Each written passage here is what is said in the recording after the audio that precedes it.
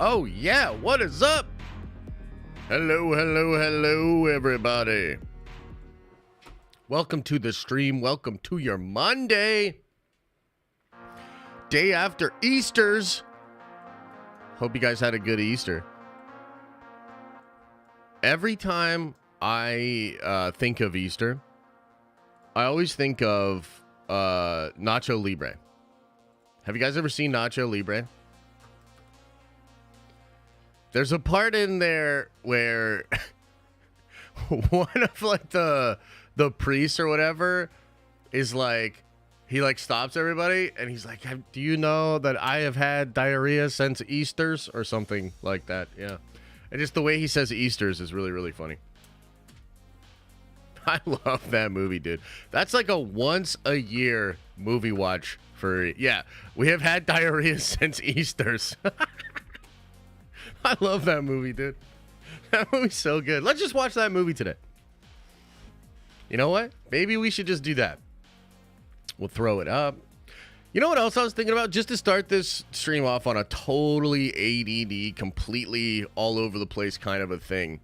You know what I was looking at, dude? I was noticing that like a bunch of people on Twitch just straight up like watch shows over there. Like, you know how we do like watch parties and stuff? They just have like shows up. And I was like, what? So apparently, like, you can, as long as you delete the VOD, like, you're not going to get any like copyright flack or anything like that. And I was like, that's kind of interesting. Like I said, I've been thinking a lot about doing some streams just over on Twitch for some gaming stuff and also to get kind of like acclimated with the whole Twitch thing. But then I saw that and I was like, that's crazy. Because like we could watch some shows like literally together. I don't know. Maybe somebody would make that not happen. But yeah. Yeah, it is. Isn't it like kind of true, Adam? Let me know. Am I going to get in trouble? And of course, what is up, everybody? It's good to see you guys over on the Twitch. I see some of y'all over there. It's good to see some people over on Twitter. I saw somebody Tweebs or something popping in. That's really cool. And then, of course, seeing all y'all on YouTube is always great. I hope you guys had a good weekend. Geekdom shows full Dragon Ball episodes on Twitch. Yeah, that's what I mean. It's like, yo, that's crazy. That would be kind of fun, huh? Yeah, Unity closed out. Unity closed out yesterday at noon. So shout out to everybody that got in on the second Unity Kickstarter. We had like 200 some backers. I think we raised just over 13 grand. Really cool, man. Appreciate all the support on that. And dude, Unity, man, we're cooking.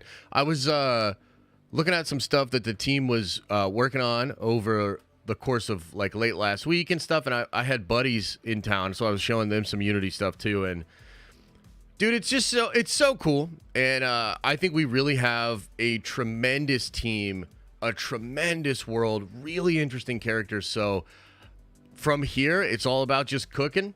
Like, we got to finish the book. Stan is into chapter 3. And gotta get it through chapter 3, get into chapter 4, and then finish up with chapter 5, and then a small epilogue. And that's just the first volume. You know what I mean? Like, that's just the first volume. And one of the things I've been thinking about too, I'm learning a lot as I go through this process as far as what to like talk about and how do I talk about this stuff and promote it properly. I want Unity to be at least 3 volumes. I don't know if I've ever clarified that, you know? Like, it's not just one graphic novel. It's supposed to be multiple volumes. And to be honest with you, I would probably write it forever. But I do have a hard ending at volume 3 that's, like, really cool. And that hard ending is going to be, like, a really nice kind of full circle moment for a lot of stuff. But you could continue the story on after that, so... how does one get the link for Unity as a backer? I will send it out via Kickstarter, but depending on when you backed it, you probably already have a link. You got to go to Kickstarter, and you got to check your messages on Kickstarter. So you probably already have the link sent out on Kickstarter. Just go check it out. Go check it on out. So, how was the weekend for you guys? Did I watch the 3-Body Problem yet? Yeah, dude, I love the 3-Body Problem. We binged that fast. We binged that fast. I think we watched 2 or 3 episodes the night it came out, and then that Friday night after that, we finished it off, dude. Freaking awesome. Just got back from Orlando. Gotta say, Guardians of the Galaxy Cosmic Rewind is such an amazing ride. My favorite, the Disney parks. I've heard it's really good. Yeah, I can't wait to get into the Discord and have the other collectors smugly hate my guts. Yeah, we'll see how that goes. I think that it's going to be fun to get everybody in there. I'm going to wait for everybody's... I think we have to wait like 1 week just to make sure everybody's, stuff clears. And then if your card and payment clears and then you're a collector, boom, you get the link and you get on in there. So, yeah. Heard it lost steam as it went on and it didn't stick the landing. You're talking about the 3-body problem? For me, it's great, but it's like I need more like immediately. Like it kind of ends in a way where it's a lot of setup, for all the crazy stuff that happens. But to me, as somebody, I've never read the books, but I've been down the rabbit hole on those books. I've watched like a ton of YouTube videos on them. And to me, it embodies all of the ideas of the book really well. And they bring in some elements of the later books into the first one. It's a lot like Dune in that regard, where it kind of like hodgepodges stuff together. But yeah, I could certainly see how you would be a little let down by the ending. It's not like a super strong... I don't know. It reminds me a little bit of like Across the Spider-Verse. It's just because you obviously have to have more. You know what I mean? So... Weekend was okay. Had my 40th Saturday, but due to the train line maintenance, had strikes, couldn't get in London. Wow, that sucks, man. Happy birthday either way. Hope it wasn't too bad for you. 8 more days until I get into Diamond. Hell yeah. That'll be awesome. I had a great weekend, man. My buddies all came into town, and we played a bunch of Warhammer. It was fantastic. Incredible games. The game we played on Friday, we played like a 4-person battle royale on Friday with like our own kind of made-up rules. And that might have been one of the most fun Warhammer games I've ever had. It was so cool, so fun. And then we played Saturday a bunch, and then randomly Saturday night, we were like kind of like getting done gaming, and then I was like, yo, you guys want to go see the Godzilla movie? And so a bunch of my buddies, well, me and 2 of my buddies went and saw the Godzilla movie. It was cool, dude. That was a fun movie. And, it appears that it's done pretty well in the box office. I think it exceeded expectations this weekend. And I think part of that is because, dude, it's just a fun movie. Like, you don't really got to think of it. Like, when I threw it out there, my one buddy was like, dude, yeah, that just feels like entertainment. Like, it's just entertainment. And, so we went and saw it. And we had an incredible crowd, dude. There was this guy in the back row that was getting like super amped and super hyped up. And there's this part where like Godzilla and Kong are like having a face off again. And Godzilla launches himself off of like Gibraltar. And literally, I'm not kidding, the guy in the back row of the movie theater was like, let's fucking go! It was like super hyped. And then there was this other guy in the theater who was like, hey, yo, bro, shut the fuck up. And it was like, I haven't had fun like that in a theater in a long time. Like a really, really good crowd, packed up, everybody cheering, having fun. I won't go into crazy spoilers, but there's this part, you've probably seen the little like Diddy Kong dude that's in the movie. Well, there's this part where Kong literally takes him and like uses him as a weapon. And he starts like beating other apes up with this other Diddy Kong and then like throws him at somebody. The whole theater like erupted into laughter. Like it was a good ass time, man. Like we just had a really good time in there. So it's funny because I feel like movies like that, like, you just want fun spectacle. You know what I mean? You just want fun spectacle. That's not that bad of a spoiler. Oh, my God. I spoiled the crazy... Hey, Adam, they end up all fighting. I don't know if you know that. I mean, you really want to spoil it? I think they all end up fighting, you know? So, yeah, that was really cool. So, I had a really good weekend. And then Easter, went out to my dad's, had a nice Easter dinner, and that was cool. Just kind of hanging out, you know, spending a lot of time with family and hanging out with Liam. So that was cool. I had a really good weekend. I feel recharged, but I'm a little tired. I'm kind of dragging, you know what I mean? But who you got in the Final Four, and why is it NC State? Bro, I don't know about college basketball, man. I barely know sports ball at all anymore. X-Men 97 is ridiculously good. Yeah, it's way better than Invincible, which, don't worry, we're going to get to that. I got pages of notes for this fucking Invincible count. Oh, Invincible, you're done. I'm thinking, guys, pause the music, Chet. I'm thinking we need a half-hour long video, at least, talking mad shit on Invincible. I feel like it's time. I might have to do my first hour-long video on the main channel. An hour-long video. Me on the thumbnail like this, and then like Invincible in the background crying, and then me being like, I actually studied the downfall of Invincible. I mean, that feels good. That feels like a nice thing. And then an hour-long video just picking it apart, talking about why they suck, talking about why they fumbled the easiest bag in the history of comic books, talking about how they're not even selling Invincible comics off of the back of this show anymore. It has completely failed. They've completely fumbled, and they got a bunch of idiots over there working on their social media account. Don't worry. I'm sure Kirkman is happy. Kirkman's out there begging people to buy Invincible comics. He's like, I don't understand what's happening. Why is nobody buying Invincible comics? Fucking get out there and buy Invincible comics. That's Kirkman. Don't get me too fired up. We're trying to start chill. We're trying to start chill. I'm joking. No, I'm dead ass. He was out there like begging. Literally. Don't worry. We're going to put it into a whole hour-long video now. You know why? Because the Invincible social media account crossed me. I don't know how many of you guys saw this. Did you see it? Did you guys see it?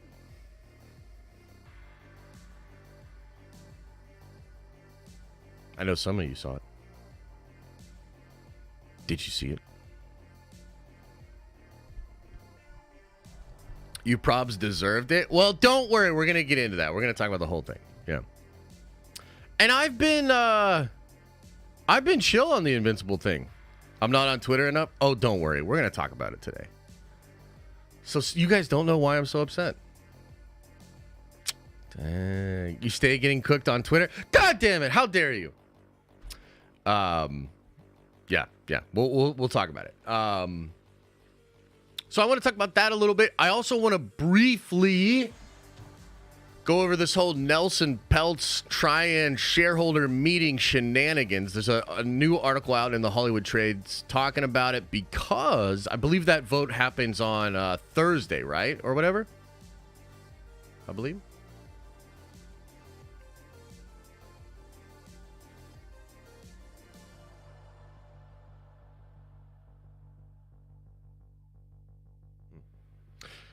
Yeah. Wednesday? Oh, it happens Wednesday? And then they like announce it on Thursday? Is that how that works?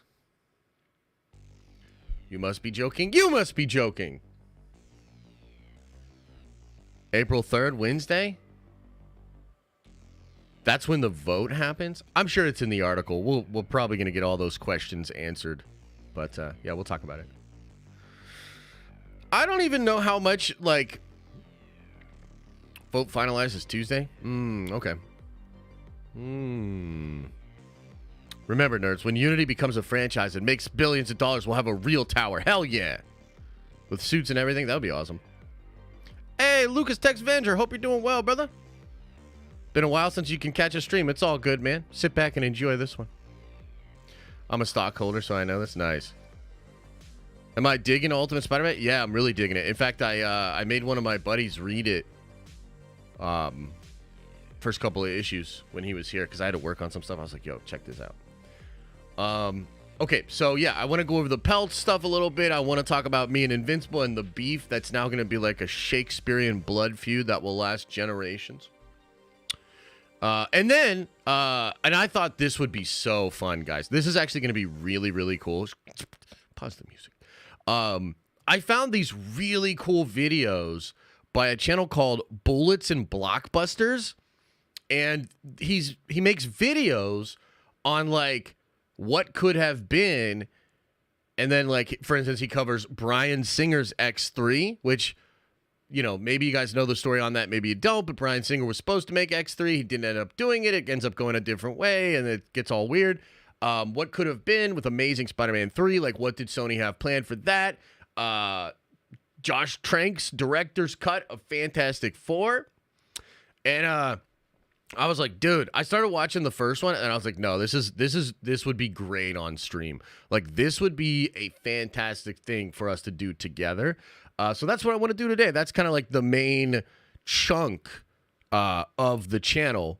We'll be looking at that kind of stuff because it's always interesting. You know, we've done this before with Star Wars, with, you know, the Duel of the Fates script and stuff like that. So really, really interesting.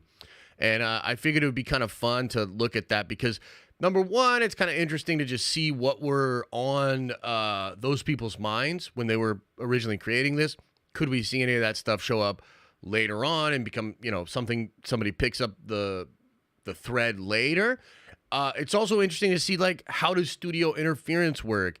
What actually happened with, like, Spider-Man 4, you know, and Sony, and what, you know, Spider-Man 3 and how that, you know, transpired for that. So yeah, I think it'll be a really interesting bit of the stream, and they're chunky videos. They're like 15 minutes a piece, so it'll be like, you know, hour and a half of us kind of checking that out. So that would be cool. So that's what we'll do for the main sort of meat of the stream today. And then I also want to say it's April Fool's, and I don't know why, but I'm not feeling it. I'm not feeling April Fool's. Is anybody else having this kind of experience? Like, for the past, I don't know, 4 years, I've made really clickbaity, crazy videos on April Fool's. And for whatever reason, I am just definitely not feeling it, dude. Like, I don't know. I just woke up and I was like, here we fucking go, you know? I mean, it's just April Fool's. What are you saying? What are you trying to say? Life is already a joke. Why would they change that today? Yeah, exactly. Are you setting us up? No. April Fool's hasn't mattered to me since my college days. Sheesh. I am feeling it. I'm Canadian. Damn government playing major joke on us all with the carbon tax hike. Oh, shit. None of the article sites making joke articles either. Really? That's kind of interesting. Maybe we've just all been through so much bullshit in the last couple of years that we're like, we're just kind of not feeling it. But yeah, I'm like, I'm not feeling it. I've seen all the headlines. I already got a couple of times today. And I was just like, damn. Yeah. I haven't made an April Fool's joke in 8 years. Oh, damn. Okay, there you go. That's more hardcore than me. Leans into the mic. Correct. April Fool's needs to be retired, honestly. Yeah, it kind of sucks, man. It's kind of lame. So that's another way we'll insulate ourselves from all the nonsense. Just be chilling. Yeah, I saw like a Pokemon thing where they were talking about how like Pokemon sleep or something like that. What's that about? I thought about being a dick and commenting on it and being like, yeah, because all your fucking games put me to sleep nowadays anyway. But it was like a half-baked. I didn't feel like it was actually going to be that good. Wait a minute. Pokemon sleep is real? Bro? No. Can't be. It's actually real? No. No, it can't be! Pokemon sleep is a real thing? What the fuck is that? What is Pokemon sleep? It's just a Pokemon game with Snorlax or something? you can catch a Snorlax in a pajama cap. See, like, the level of innovation that Pokemon has made is just incredible, man. You know? Like, it's wild watching, like, the video game industry do all the things they do. You know, jumping into, like, Unreal 5. All this just crazy stuff. And Pokemon wants to track your sleep and give you a Snorlax with pajamas. Damn. So innovative, dude. Holy shit. But they still can't make a goddamn good Switch game. Dude, Pal World is literally 10 times better than Pokemon. Like, Pal World was amazing. And it really shows just how shitty Pokemon has been over the past 10 years. Ugh. Horrible. Horrible. Okay. Should we begin getting into the news, ladies and gentlemen? Should we begin getting into the news, ladies and gentlemen?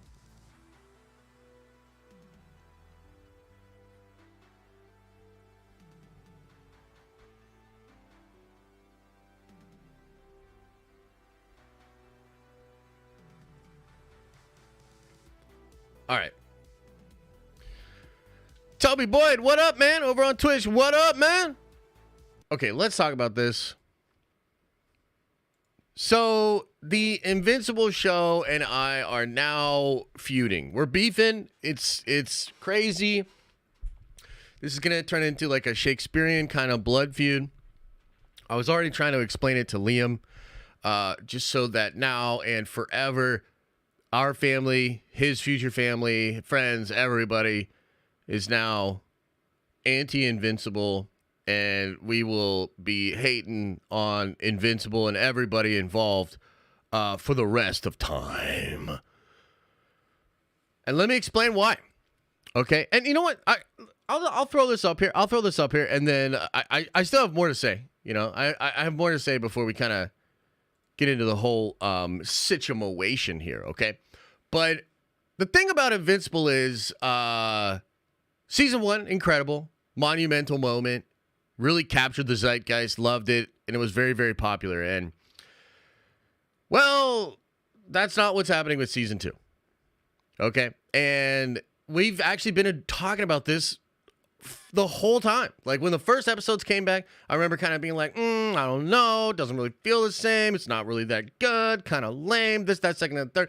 And in fact, like, if you really think about it, even the first teaser trailer was off-putting to a lot of people. And you can tell because the first teaser trailer, the one where they, like, just are in the bar, and it's, like, him and Alan, and they're just, like, talking about shit, that trailer had a lot of views. The very next trailer they released that actually had the release date of it had like 300,000 views. Like, no views. So, like, from the point of them actually announcing the show and getting out there and actually talking about it, there have been signs of you guys fucked up pretty much the whole time. Okay?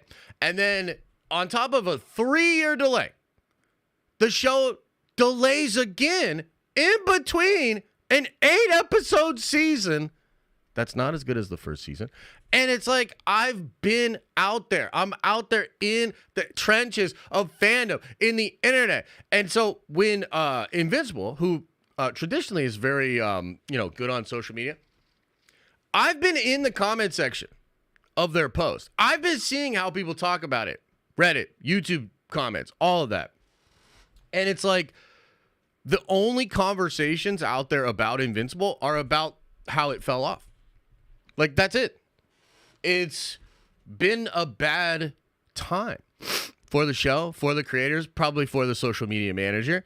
And, they really fucked it up. You know, they really, really, really, really fucked it up. But I have been trying to be nice about this. I've been in the comment section on this stuff. I think it was like a couple of weeks ago. I was trying to be so nice where I said, like, just add me to the list of names of fans that want you to go back to the old release time. right? And so like I was literally like trying to play nice and just, be chill about this. And then I see this shit. Okay? Now to me, I mean, first of all, I don't understand why people are like going to the clips channel and like then posting clips. Like we've gotten to a point where people are either so upset about me personally or about the takes or whatever that you've got just people going to the clips channel, screenshotting shit, and then like getting out there online and like making a big deal of it. Okay? And that in and of itself, like, that's fine. I'm no stranger to, having haters or to having people that just really don't like what I've got to say. Like, I'm used to that at this point, right? I've lived through the James Gunn situation. I've lived through Andor. I've lived through many of situations like that. And it's par for the course. When you're out there and you're making content and people actually watch your shit, that happens. You know what I mean? So I'm not necessarily mad at Jack. Like, it's all good. And he screenshot it. Didn't even tag me. It's not like he was trying to make it a thing. But the Invincible account itself, retweeting this, especially on a weekend where I'm hanging out with my boys and just playing Warhammer the whole time, and then I just randomly, I'm seeing this shit. By the time I saw this shit, it had already like popped off, so I didn't even really get to respond while we're in the heat of it. So I'm pretty sure they have spies figuring out that I couldn't actually respond and make it into a fucking thing. And they retweet it. And this is what they say. Invincible, X-Men 97, animated shows that you should watch. And I think maybe to some of you, not a big deal. Why would I be angry? This is pretty innocuous, pretty chill, pretty careful. Well, I have to disagree. And in fact, it's now a blood feud. Fuck Invincible. I'm not even going to watch the finale. Fuck Invincible. Fuck Skybound. Fuck Robert Kirkman. Fuck all these people. And again, I think I am going to make an hour-long video. Pay editors, maybe multiple editors, to make the Citizen Kane of takedown videos. And I am now going to shit all over Invincible in a way you have never seen me shit on a show ever before. I'm going for their neck. I'm dead ass. And the thing is, man, let me address my notes here. I'm getting too worked up, okay? Here's the thing.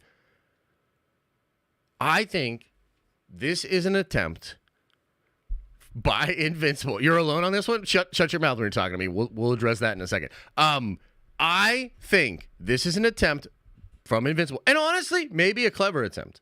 An attempt to become and to join in on a conversation that is different than you have fallen off. Your fall off needs to be studied, which again is scientifically proven to be the only conversation that was really being had on social media about Invincible.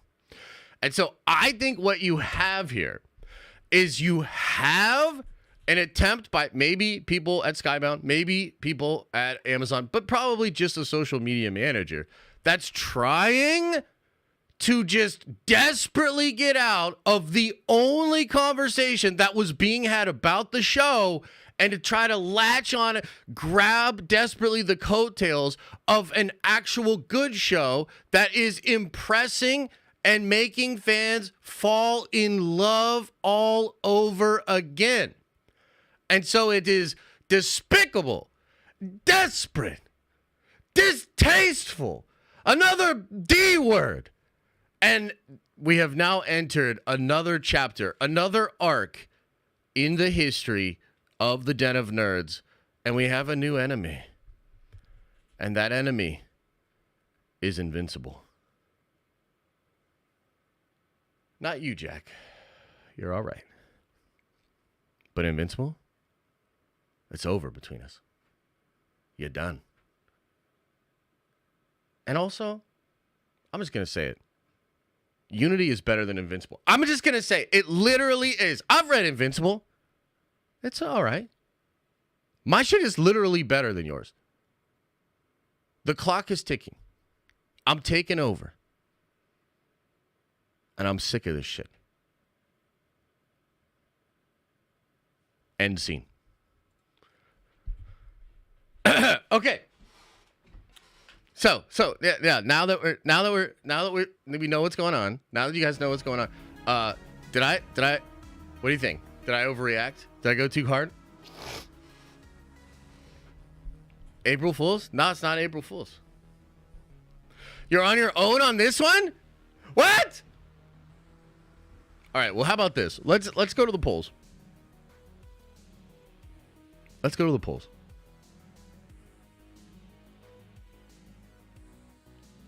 How about this one? Should I make a 20+ minute video about Invincible's fall off?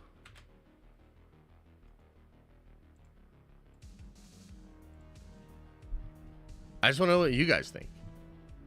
Fuck the X-Men. Yeah, right, bro. Easiest no ever? Whatever, Adam. You just love Invincible. I don't even know why. Let the hate flow through you. I love Invincible, but this is funny. Hell yeah. Hell yeah. Hard no. Don't let the hate consume you. Oh boy. Nah, I think you're overreacting. Maybe. The show did fall off, though. I mean, they literally fumbled the bag so badly. Holy shit. In fact, look, that's it. That's it.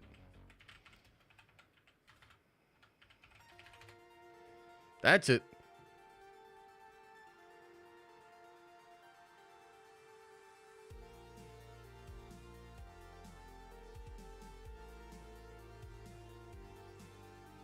Like, look, I don't have anything personally against Robert Kirkman, but check this out. He's literally like, these are always cool. If you're enjoying the show and not reading the comic, what are you waiting for? You see what I mean? He's begging you to read the comic. Nobody's doing it.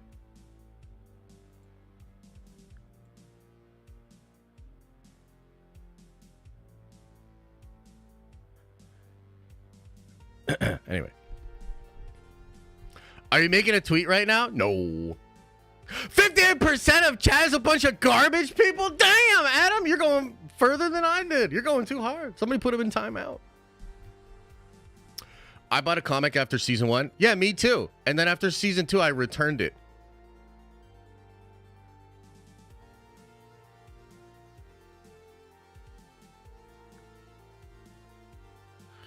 I'm going to make a 20-minute video reacting to Josh's 20-minute video. Yeah, hell yeah. Let's do it. Let's get it going.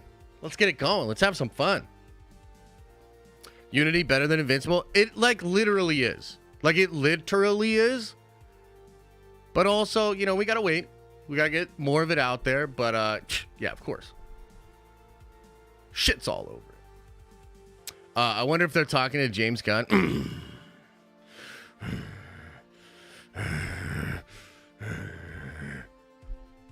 I'll make a reaction to the reaction video. Yeah. Adam's only going to do an hour-long stream playing music. What the hell? Is that what he does now? Invincible tries to be hard and adult and mature by simply having lots of gore. Yeah, fuck them. Don't you beg us to read your comic too, though? Yeah, please do it! Unity is so strong, my wife is talking about it at work. Yeah, I saw that in the Discord. That's actually pretty cool. Nah, I did an April Fool's troll stream today. Oh, jeez. Okay. So, look, here's the thing.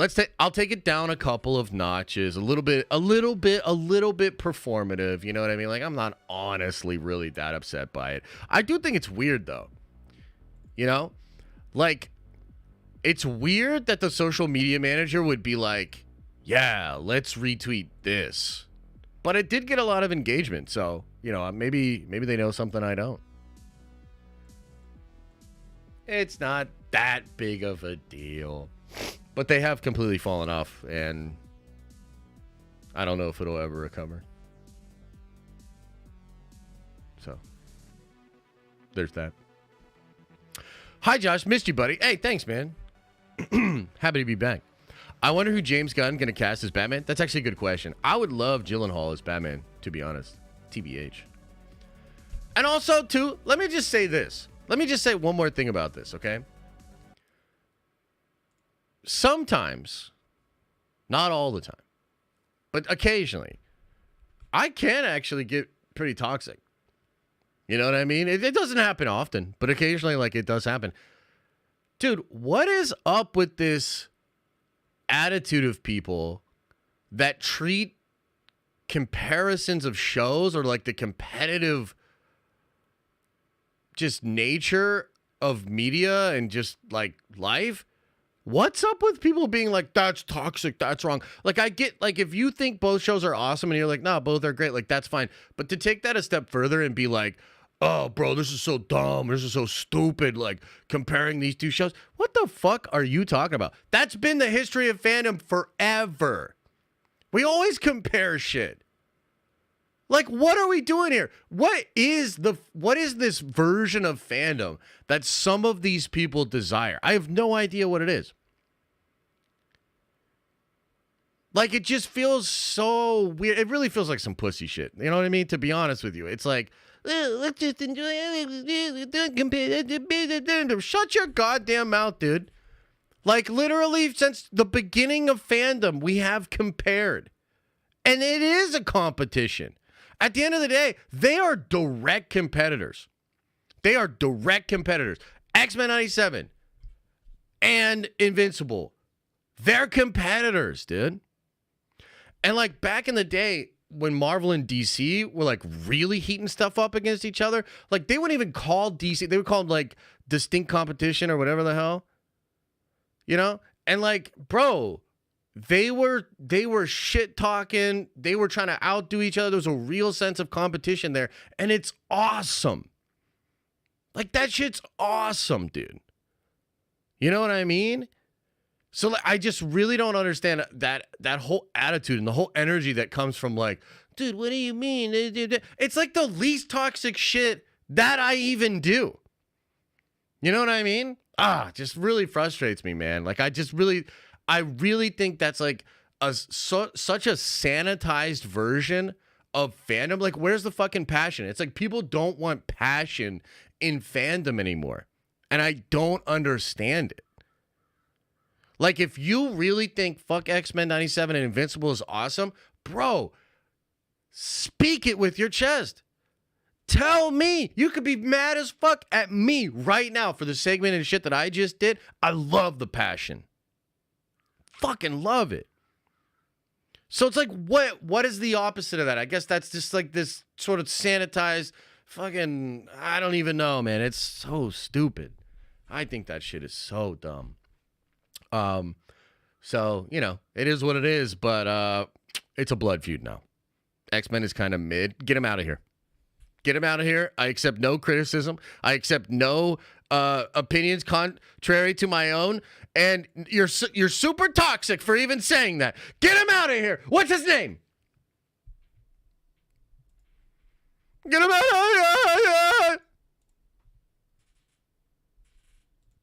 here. Mid, I don't know about that. No, dude, X-Men 97 is legitimately amazing. I actually had, like I said, I had buddies over, man. My one buddy Friday night, it was my third time watching the episodes of X-Men 97. I went right through them all. And on top of that, I noticed even more incredible shit. Like, little things. Like, it's so tight. The scene where Jean ends up being Madeline is reading the letter of Storm. Storm is literally talking about how they walk in different worlds, and there was a different world that feels like a lifetime ago. It feels like living the life of a different person. And she reads that right as the actual Jean shows up to the mansion. And it's like the way that they're playing all this, it's really, really good, man. Really, really good. So, yeah, I'm really enjoying X-Men 97 a lot. Hell yeah. X-Men 97 was animated by Snapchat graphics team. That's not true at all. In fact, I really noticed because there's a guy named, let me find this guy's name here. Nas Pasha, okay? And I actually reached out to this guy, had a little conversation with him because I'd love to work with him, actually. He's an animator. He worked on a crazy Dragon Ball fan animation. I think it was called like Dragon Ball, I don't even know, like Legends or something like that. We watched it together, actually. It was a couple of years ago. We watched it on stream. It was like really stylized. There was a part where either Goku or Vegeta like loses an arm. Do any of y'all remember that? Regardless, I saw a podcast pop up where that guy was working on X-Men 97, okay? And I was like, what? That's crazy.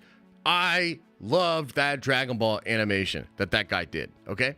So I reached out to the guy. I'm talking to him. Unfortunately, he's too busy to work, but I'm going to kind of work on him, man, because I really want to work with this guy. But point being, when I rewatched X-Men 97, there were a couple of shots I could see his style on it. I was like, dude, he did this part. I could tell you right now, he did this. So the truth about the animation on X-Men 97 is it starts from that sort of CG flat panel plays, and then they had actual animators draw over top of that, draw over it either on the cells, or it's probably digital, so it's probably just like another layer. But you have animators animating on top of that CG shit, which is probably why production took so long. But I'm telling you, bro, I've watched that show 3 different times in the first 3 episodes. The animation is incredible. There's not a frame that's not phenomenal, dude. And that is just not the case with Invincible. You know what I mean? Again, I'm kind of being performative. Like, I'm not really that mad at Invincible unless they want to make it a thing. But it does not compare to the animation in X-Men 97. Partially that's because they have a crazy budget for X-Men 97. FEIGE probably was like, more, you know, just kept throwing money at it. Also, they're shorter episodes. I get it. You know, I'm not really trying to one-to-one here, but the reality is the animation of X-Men 97 is way better. Like, it's not a little bit better. It's way better. You know what I mean? So, sorry to get triggered and go down the rabbit hole on that one, but yeah, man. Yeah.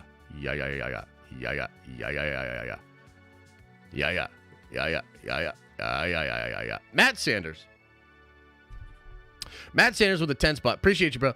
Says, Josh, I'm watching the OG X-Men show. I'm on the 5th season, halfway done. I noticed the animation change. I was wondering if you knew why they changed the style.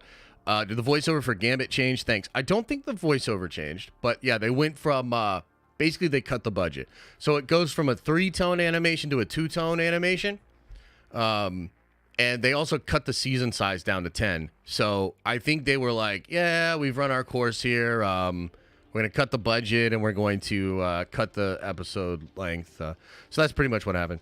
X-Men 97 is amazing, but what if it doesn't stick the landing? Also, did you ever watch Superhero Movie starring Drake Bell? It still makes me laugh. I did not. I've never watched that.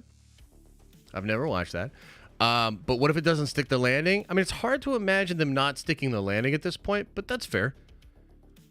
I think you're at least going to get another season as well, so we're probably looking at 2 seasons total, maybe 3.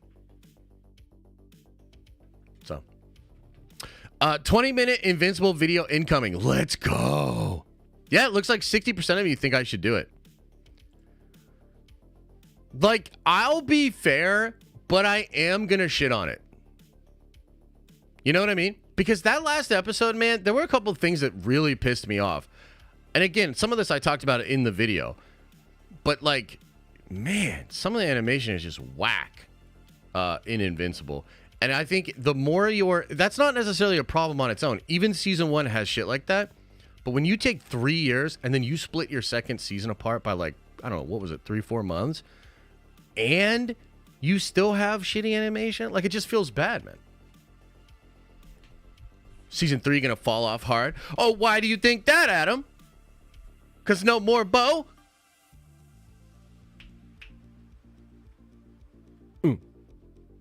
Are we still shitting on Invincible? We haven't even really started yet. Did you not like the meta joke I made about the animation? I missed it, Agent Llama. I didn't see the joke. So. I think Jensen Ackles should be the new Batman. That would be awesome.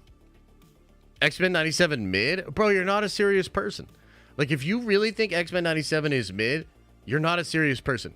Like, I know things are subjective and you can have your own opinions, except for this. Except for this one. You don't get to. Yeah, you just don't. Not this time. Not with this show. Wait, I thought you were Robert Kirkman. No. No. I got a lot of respect for Robert Kirkman. I like Robert Kirkman, man. I bet Robert Kirkman, low-key, mad at Amazon. Maybe Skybound. I don't know. But, yeah, I think a lot of people that work on the show are probably not happy with where it is. Because all jokes aside, it really is not doing what they expected it to do. So, I bet Kirkman's probably pretty pissed at Amazon, man. I don't know who's to blame for all that, to be honest with you. So, they rushed the Madeline arc, though. They have been rushing, but they've also been combining. You know what I mean? So, that's a fair criticism. They are flying through some comic book stuff. So, I could accept that.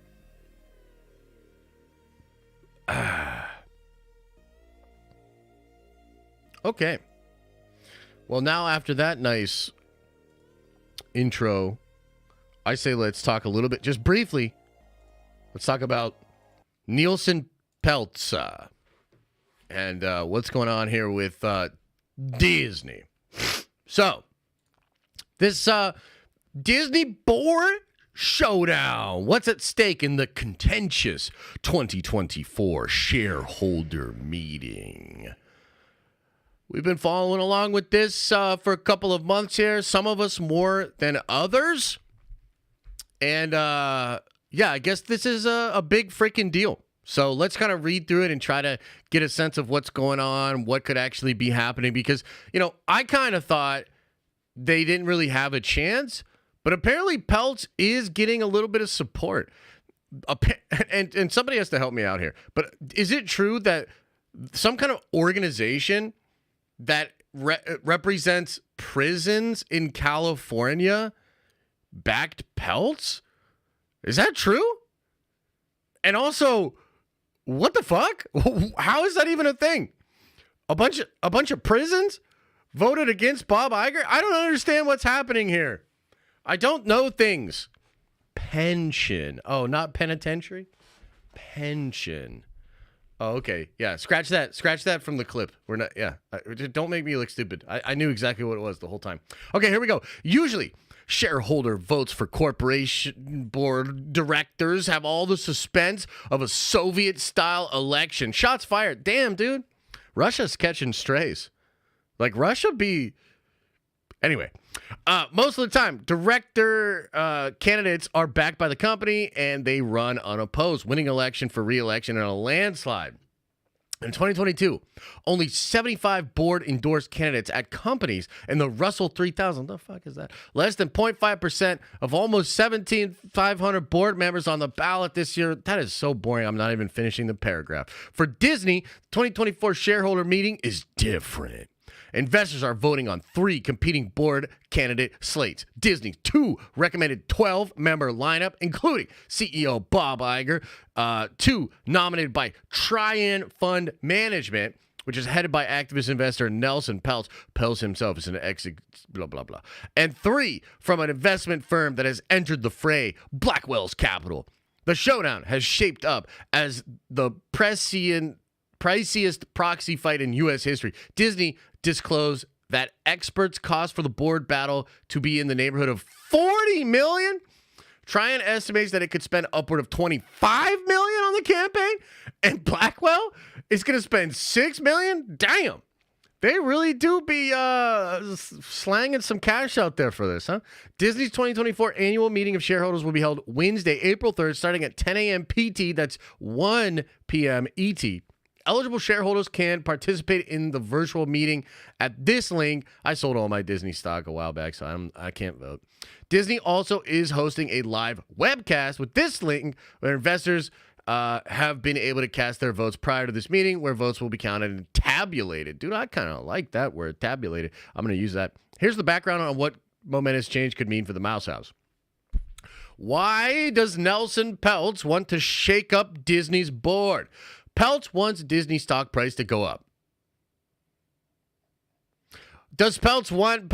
No, I guess we should read that shit. And he believes new thinking is needed in the Mouse House board to accomplish. Disney fell from its number one position at the box office, was late to enter the streaming business, and doubled down on linear TV at the wrong time. Tryon said in a letter directed to Disney shareholders, in the last several years, Tryon alleges Disney has woefully underperformed its potential and its peers, costing shareholders more than $200 billion in value. That's kind of undeniable. You know what I mean? In 2023, Disney stock was up 35% year-to-date as of March 28th, but Tryon has argued that the pressure of our proxy contest pushing Disney to perform was a part of the reason behind the rebound. I gotta be honest with you. I kind of agree with that. I'm sure we're all going to have our own takes on this, and trust me, man, I got my own takes about Peltz and the whole culture war thing, and it's just like, man, the other, like, I think it was like last week or 2 weeks ago when he came out and was like talking about Kevin Feige and like woke Marvel. I felt like it was some of the dumbest things I've ever heard somebody in business say ever. Not because there wasn't like a shred of truth in what he was saying, but because he was making the worst possible points with the worst possible franchises and saying some of the most boomerish shit I've ever heard in my life. But if we've learned anything about media and the culture war over the past couple of years, there's almost nothing one particular person can say that will get anybody that's riding with them to disagree, right? It's pretty weird. Moreover, Tryon has questioned whether the company can execute on recently announced strategic plans, including hitting double-digit streaming margins. And more specifically, Tryon argues the Disney board botched its most important job, CEO succession, by installing Bob Chapek in the role seemingly without appropriate vetting or oversight. The board then renewed Mr. Chapek's contract just months before firing him for poor performance. That is kind of hilarious. Ultimately, the board had to call Bob Iger out of retirement to fill the void. Yeah, it's pretty weird. We believe that re-electing the existing board will have a predictable effect of leading to more of the same. Questionable strategic and capital allocation decisions, poor executive compensation alignment, and suboptimal succession planning, Tryon said in a statement. Peltz points to his track record as a board member in helping to turn around companies like H.Z. Heinz, Procter & Gamble. He says he wants to restore the magic at Disney, as Tryon has dubbed its proxy campaign, and the firm has called Disney the most advantaged consumer entertainment company in the world. Does Peltz want to oust Bob Iger? Not exactly, but it's complicated. Tryon issued a statement last week saying the firm supports Mr. Iger as a candidate for the board and as CEO. However, the investment firm has withheld its votes for Iger's board candidacy. As for clarification, they declined to comment. Iger commented on Peltz's proxy fight in a Morgan Stanley conference last month, saying the campaign is designed to distract us. I'm working really hard to not let it distract me, because when I get distracted, everybody who works for me gets distracted, and that's not a good thing. What is Disney's response to Peltz? Disney has called Tryon's proxy fight disruptive and destructive, and that's what I called the friggin' tweet by Invincible. Anyway, they said Peltz's quest also seems more about vanity than a belief in Disney. The company has characterized Tryon's campaign as fueled by a long-standing personal agenda harbored by ex-Marvel Entertainment chairman Ike Perlmutter against Iger, who last year fired Perlmutter. Tryon controls roughly $3.5 billion worth of Disney stock, about 32 million shares, 79% of which is owned by Perlmutter. Disney has about 1.3 billion shares outstanding. Disney has told shareholders that Peltz brings no media experience and has presented no strategic ideas for Disney.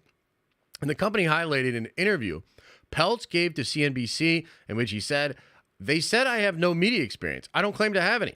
Regarding Razzolo, Disney says the perspective is stale, given he left Disney in 2015 and has not held any executive positions in the industry since. That's like the other guy they're trying to get on the board.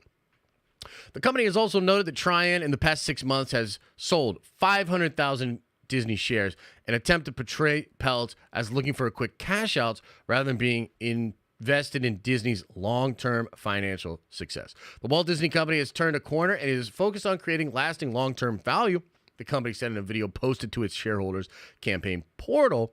Among the points, Disney's board authorized $3 billion in stock repurchases in the fiscal year of 2024, increased the cash dividend to shareholders to 45 cents, payable July up to 50% from January's dividend. Disney says the board succession planning committee is led by successful CEOs with recent highly praised succession experience who are conducting a diligent and thorough succession planning process to identify a successor to Iger, whose CEO contract expires at the end of 2026. James Gordon, the former CEO of Morgan Stanley, was named Disney's board last fall and is in the succession committee. Recently told CNBC, "I just came through a huge succession process at Morgan Stanley. I'm impressed by the process at Disney." What are the chances that Peltz will win? While Iger has dismissed Peltz' proxy fight as a distraction, Trian could potentially pull off an upset and get the votes to secure at least one seat on the board. In a big win for Trian, influential advisory firm Institutional Shareholder Services recommended shareholders elect Peltz to the Disney board.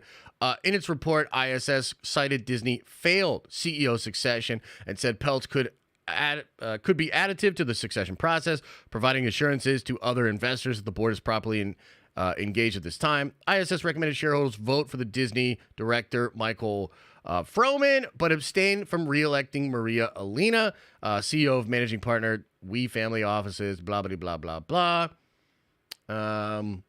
Last week, Peltz got another supporter, Egan-Jones Rating Co., a credit rating and proxy advisory firm, which recommended Disney shareholders vote for Peltz.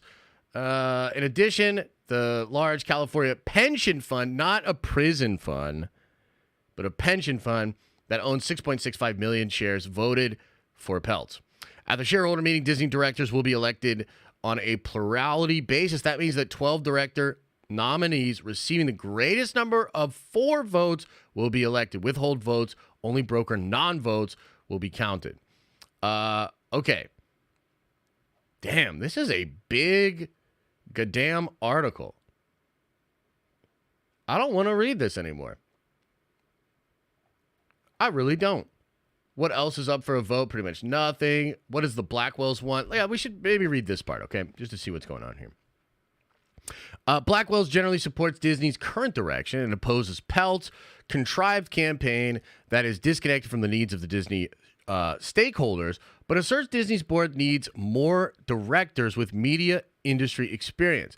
Its 3 candidates are Jessica Schell, a former Warner Brothers and NBC Universal exec, Tribeca Film Festival co-founder Craig Hattock, and TaskRabbit founder Leah Sullivan. Blackwells also alleges Disney has a conflict of interest with internal firm Value Act Capital, which has announced informing sharing deal with Disney and its support for the company's recommended slate of board nominees.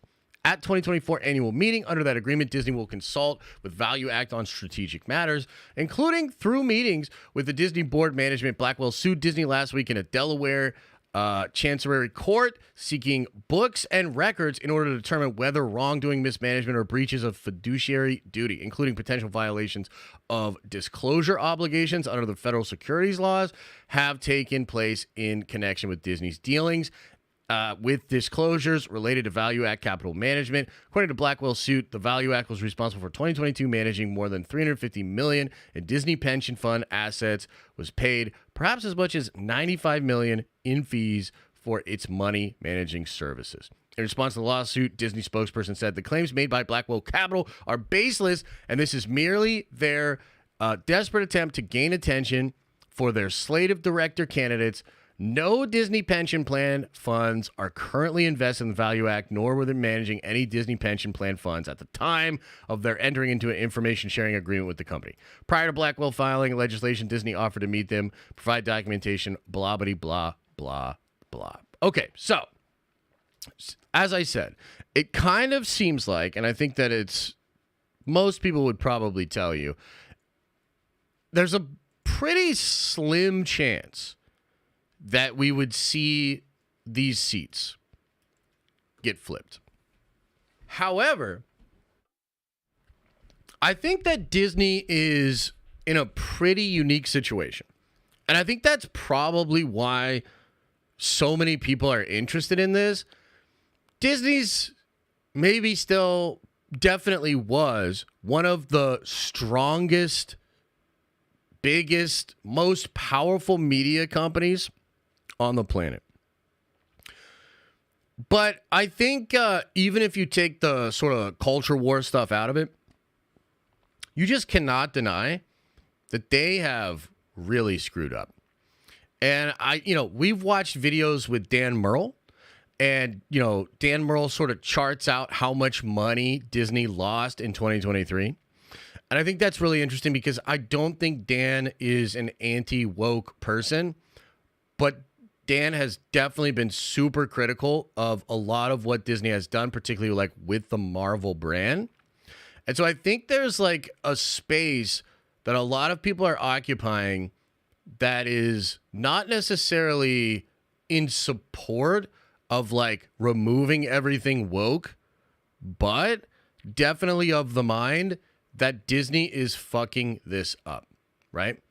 And it seems like just the way that the votes will actually be tallied, you could see a combination of people abstaining from voting and people motivated by the culture war to really surprise a lot of people.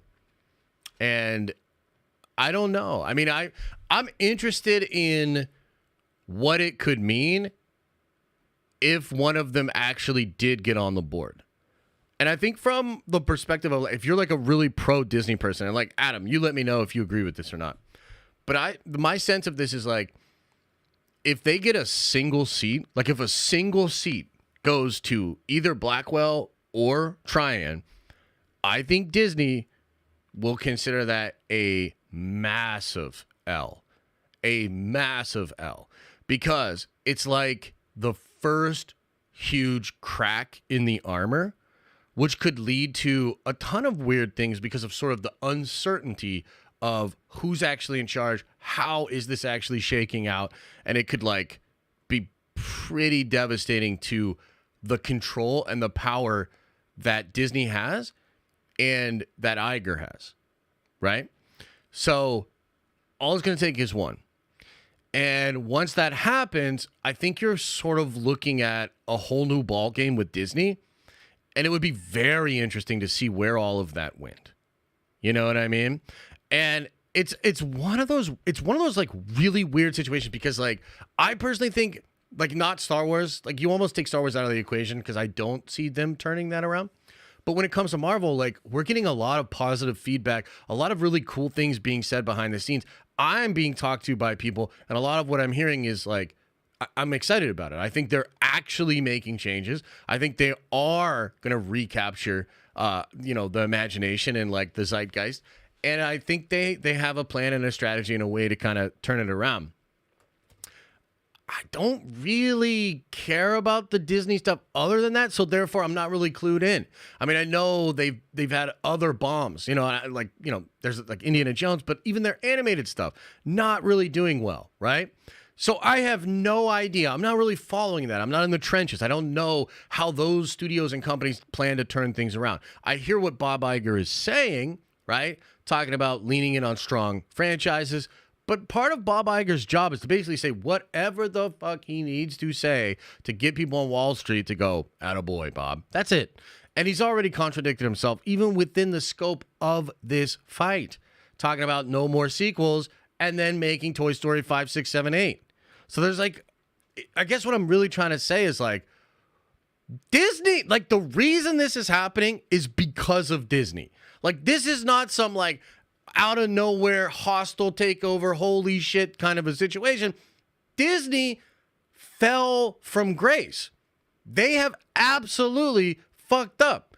And in a lot of ways, I think it's a branding thing to the point where like, bro, okay, so like as an example, I'm in the Warhammer community, right? Love Warhammer. And we've got very reasonable people in the Warhammer community that will say things like when Denis did Dune 2, okay? Everybody was talking about, well, not everybody, but there was a group of people talking about Denis going to do Star Wars. They were like, oh, dude, that's what Star Wars needs. Somebody like Denis Villeneuve to get in there and make something great Star Wars. Well, what I saw was a bunch of people in the Warhammer community that have no dog in the fight, really, coming out and saying, like, the idea of a director like Denis going to a hollowed out brand like Star Wars is despicable. He should never work for Disney. And again, like that's coming from a guy that I consider to be pretty reasonable. I don't think he's anti-woke, nothing like that. It's just from the outside looking in, a lot of folks have just turned on Disney because it's not just wokeness. It's like a death by 1,000 cuts. There's a lot of shit people don't like about Disney. And they did that. And they ignored feedback. And they just plowed ahead and lost $1.1 billion in the box office in 2023. That was them. They did that. They did the streaming shows, watered them down, totally puttered out their momentum of growth on that. That was them. So Disney's in this unique situation where, like, they have really screwed up. And there are all sorts of people that don't like Disney or like Disney much less for a variety of different reasons. So it's like, it's interesting to watch this go down because absolutely Peltz is trying to windfall a culture war movement. And look, again, I don't even like that shit, but we can't deny that it's real. A lot of people care about that. A lot of people really care about Disney going from a brand that was about families and sort of wading into waters that a lot of families don't fuck with, right? So there's just a lot of it going on. It's complicated, but overall you can't deny they screwed that up. So I don't know. Like, I think probably 90% chance that nothing happens. In my opinion, 90% chance none of the board seats gets voted on. But I think if they do, holy shit, we're talking about a whole new world. I really, really believe that, which is why I think some people are so invested and why they are so, I don't know if desperate's the right word, but like they really want Disney to take this L and hold this L. And I think just from like a strict branding, PR, business perspective, if you have found yourself in a situation where large groups of people are incredibly motivated to prey on your downfall, you have fucked up, period. So we'll see. We'll see what shakes out. Maybe it'll be a nothing burger on Wednesday and it'll pass like a fart in the wind. Or whole new world. Whole new world. And who knows what could come from that. So there you are. And also, what do you guys think? Like, do you agree with some of the sentiment? What do you think's going to happen? Did you already vote like Adam? And because Adam told me privately he voted for Peltz, which was kind of surprising to me. But yeah, apparently he just really doesn't like what's going on over there. So he's all about Peltz and shit. If they learn from it and pivot into making great content, then I hope they take a big L too. Yeah, that's what I mean, though. That's what I mean. Is like, you think about that. That's such a benign statement by Zach, but it basically just amounts to, bro, anything to make change happen. And that's where I think some people are at. Anything to make some change happen. Yeah, it's weird. It hasn't fallen off. It's been fun as ever to watch. First half of the season 2 is definitely better with the alien, but the arc is still fire. Are you talking about Invincible? That's funny. You must be a little bit behind. That's okay. Oh, you riding with Bob?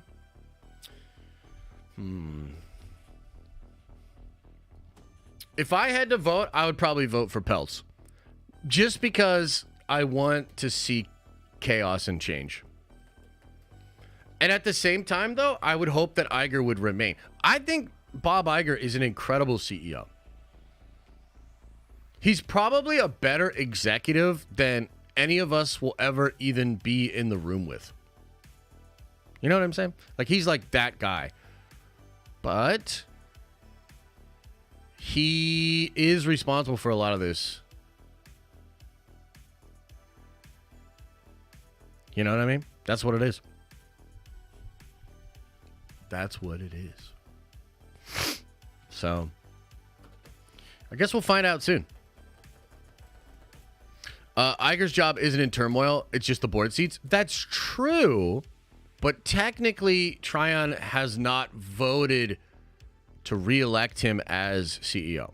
But I still think he's going to... Yeah. You want Ike back? What the fuck? Dude, I'd be totally cool with Ike Perlmutter back. 100%. Here's the thing. I think Ike is probably not the kind of person that you want your kids to be around. And not... That sounded weird, but it's not like... Nothing sexual, just like he's like that grumpy old racist uncle. Like, real talk, that's probably what he is. He's probably just like your grumpy old racist uncle that you like try not to sit by at Thanksgiving. Okay? But like, and this is where it's going to get weird, because some of you guys, like, you can't accept that a person like that could ever do anything right. You're like, oh, so he's that guy. Yeah, no, fuck him.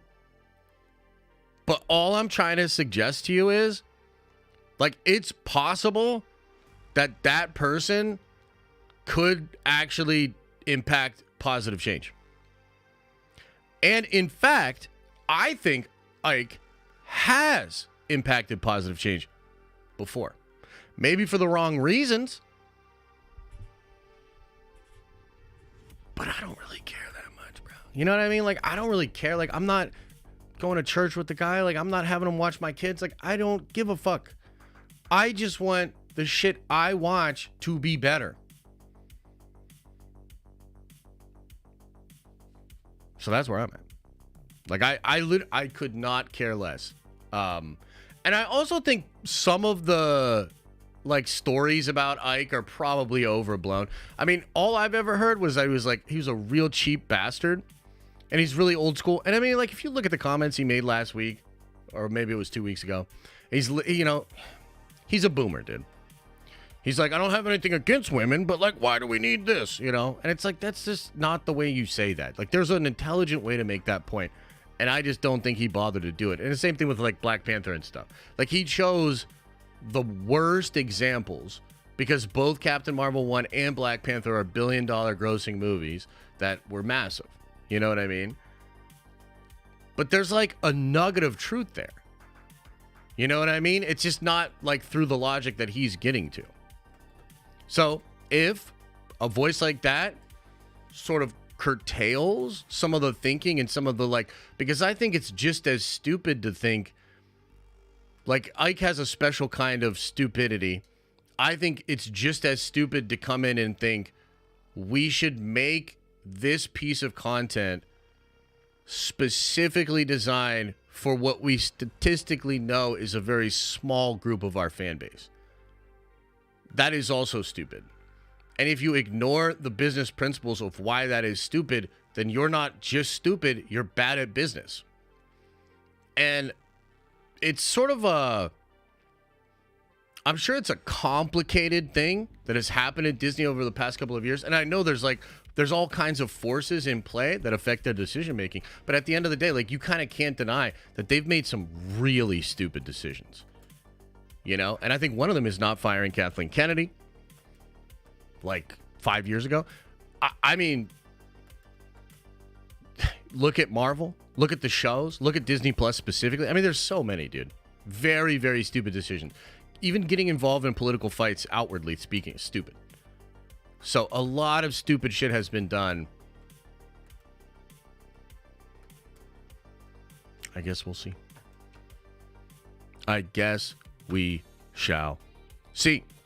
It would be good for business if you dropped some nerd coin. Is that true? Is that even true, though?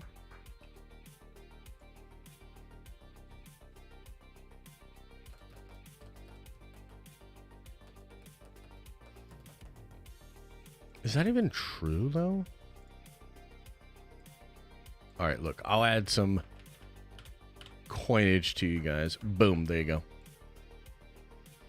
All right, any last minute things you guys want to say about Pelts and the Disney fight before we get into the videos? What else? What else do you guys want to? You want to get off some stuff off your chest? Can I get unbanned on YouTube? Probably not. Probably not. What did you do? What's your name on YouTube? I'll run things. Yeah, I'd give you a shot. I'd give you a shot at that. The Amazing Spider-Man 3. Skit free. Ski free? Yeah, I don't remember what you did. So no, you're banned forever. In fact, I'm going to ban you on Twitch now too. Hate flow through you. You're done.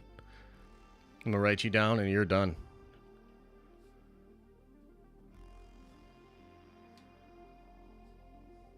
I don't know what you did, but you fucked up.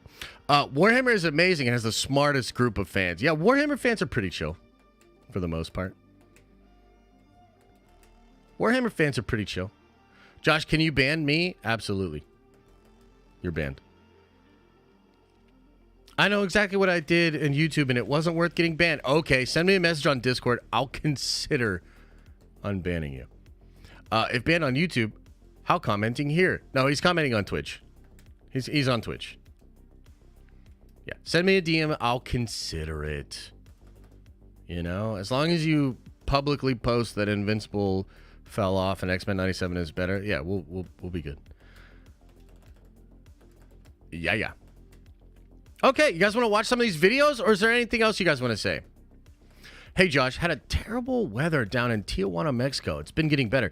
Hope you're doing great. How's your back? Last week you said it was hurting. It's better. I'm going to get back in the gym this week. I'm going to try to ease into it. And just, try. I'm going to try to chill. We're going to go chill. Can we watch RLM's Andor coverage?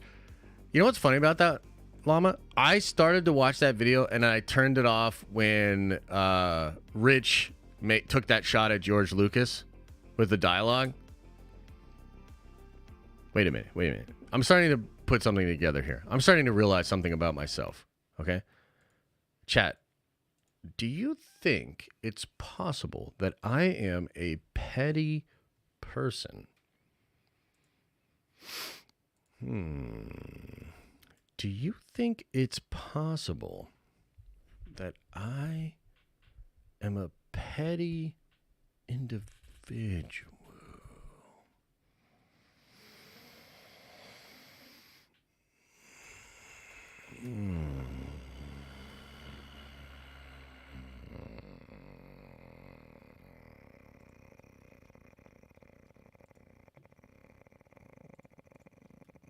I'm glad you all agree that I'm not. Okay, here we go. With its then record-breaking opening weekend box office. Hang on, start back. Spider-Man is often credited with launching the superhero craze as we know it today, with its then record-breaking opening weekend box office. But one could argue 2 years earlier, X-Men helped to lay the foundation, proving that superhero films could still be successful if treated seriously after the incredibly campy Batman and Robin bomb. Oh my God. Actually go outside in these things. What would you prefer? Yellow spandex? X-Men would be followed by a sequel a few years later, which would see Jean Grey sacrifice herself to save the rest of the team. She's gone. And in what today would likely be a post-credit scene, the movie would end with a shot of a phoenix-like shape soaring through the water, clearly setting up the plot to the sequel and teasing an adaptation. Man, I remember watching that. I don't know how many of you guys remember watching X2 in the theaters, but seeing the tease for the Phoenix at the end, got me pretty hyped. Of the Dark Phoenix saga, one of the greatest comic book stories of all time. And while X2 may seem somewhat small scale by today's standards, at the time, the film was considered one of the best comic book films to date, as audiences eagerly anticipated its sequel. I think it's still considered one of the best.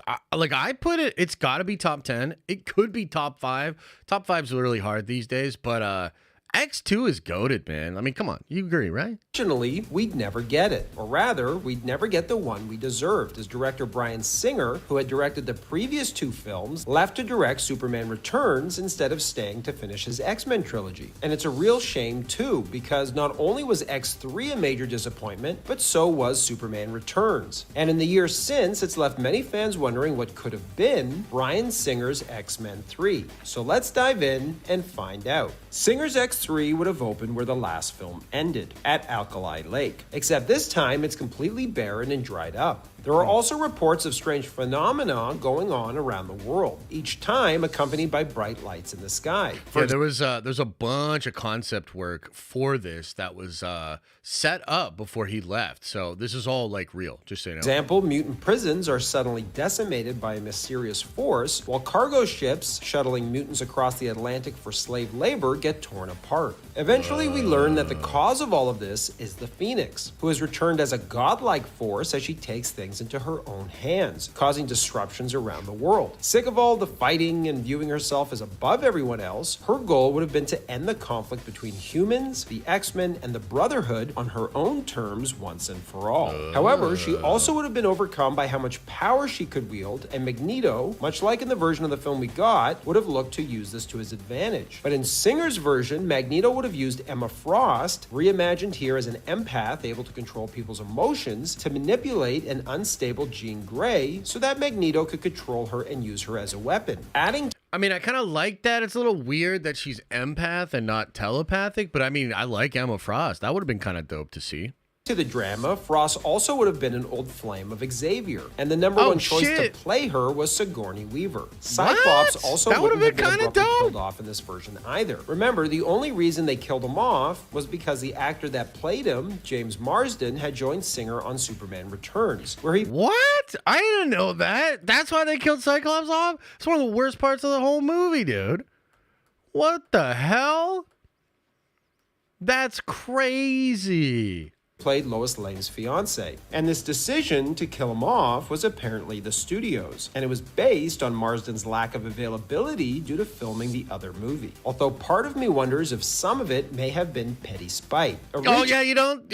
As somebody who, let me just chime in here, Chad. As somebody who's very petty and an expert in pettiness, that is absolutely what it is. That's absolutely what it was. Petty. Takes one to know one. Originally, the studio suggested just killing Cyclops off screen with a dialogue reference to his demise. Oh my God. Tell me what happened to him. But the eventual writers of the film insisted that Jean Grey kill him on screen instead. In Singer's version, we'd finally get to see Cyclops evolve into the leader we all know and love. We're with you, Psych. Consumed by guilt, Cyclops blamed the awesome. X-Men's perceived weaknesses for Jean's untimely death. Driven by the desperate desire to prevent such tragedies from happening in the future, and firmly believing that had the X-Men been stronger, faster, and better fighters, Jean may have survived, Cyclops builds the Danger Room, a training facility designed to improve the X-Men's abilities. Dude, And this that would have been cool. So we went from a movie where Cyclops was going to get justice to killing him, and they would have done it off screen.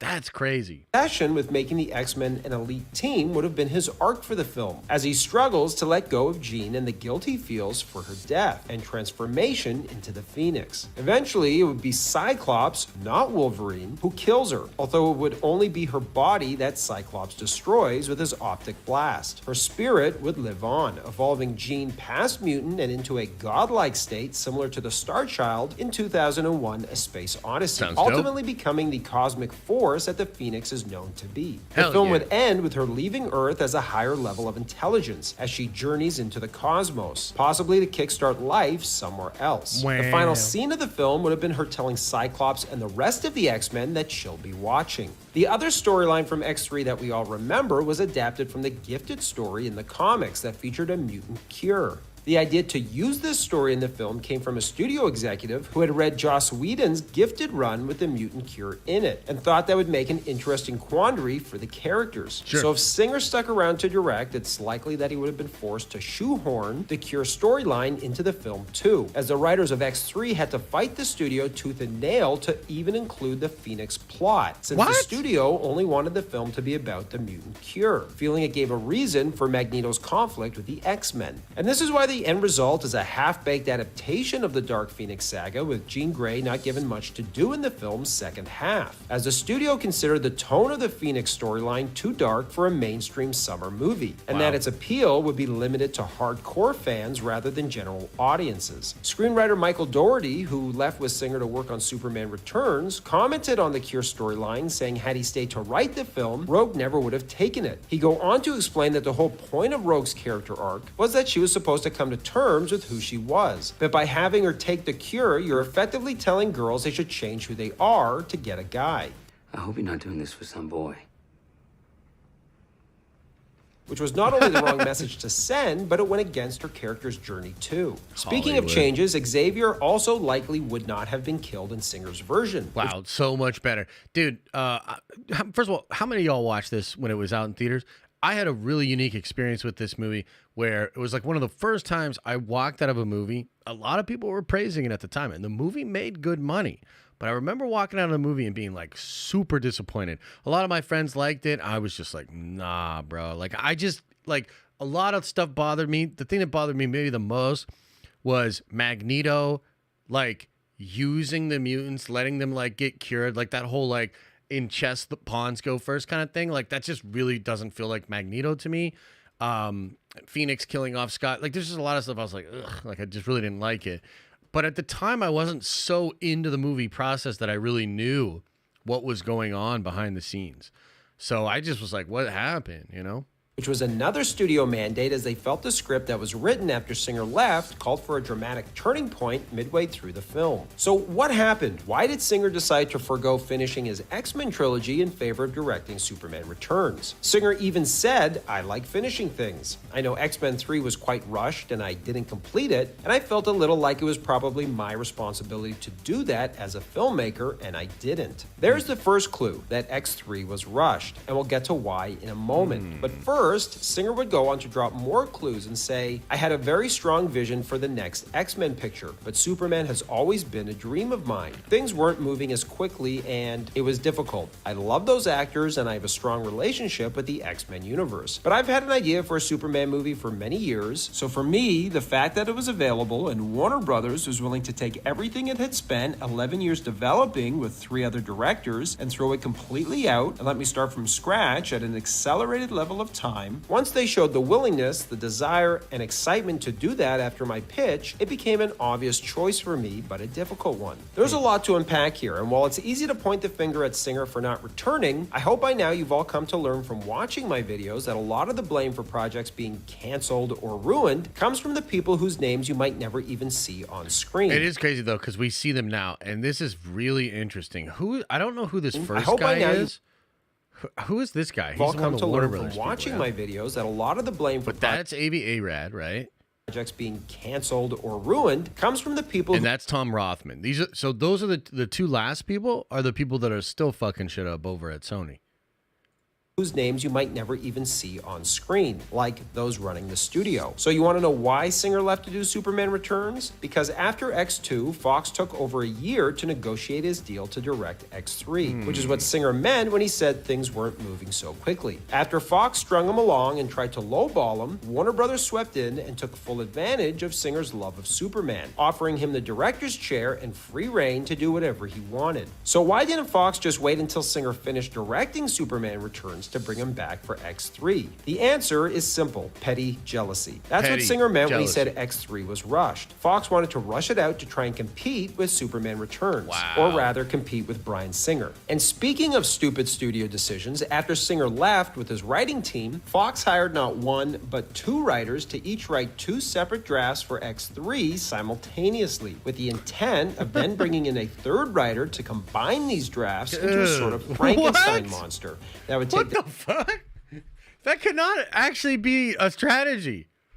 Holy shit. best elements of each script. Obviously, this approach isn't the best way to write a screenplay, which is why X3 writer Simon Kinberg, upon discovering that Zach Penn was the other writer, reached out to him and proposed that they collaborate on one version of the script instead of competing against each other. Matthew Vaughn, who at the time was fresh off of directing Layer Cake, was hired as Singer's replacement. He'd immediately join the writing team as all 3 men would work closely to develop the story. As the movie hurtled towards production, Vaughn ended up dropping out a few weeks before they were to start filming. And while at the time he cited personal and family reasons for his departure, in the years since he has admitted that the real reason was that he didn't have time to make the movie he wanted to make, stating, "I had a vision for how it should be, and I wanted to make sure I was making a film as good as X-Men 2, and I knew there was no way it could be. It was a tough decision because it was a hell of an opportunity, but I was trying to make a career as a director, and I didn't want to be the guy accused of making a bad X-Men movie." Vaughn would eventually return to direct an X-Men movie with First Class, which would have production problems of its own. Stepping in at the 11th hour to replace him on X3, however, would be Brett Ratner, most famous for directing the Rush Hour movies.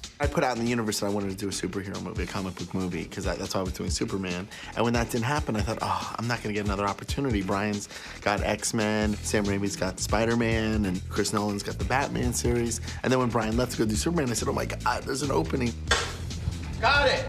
Unfortunately, Ratner had a limited knowledge of the X-Men universe and had to rely heavily on his writers for guidance. And while Bryan Singer was friendly and supportive of Ratner in X3, as there was a fair amount of crossover between crews on X3 and Superman Returns, when I came onto the movie, I called Brian, he's a friend of mine, and I said, oh, I'm gonna do X-Men.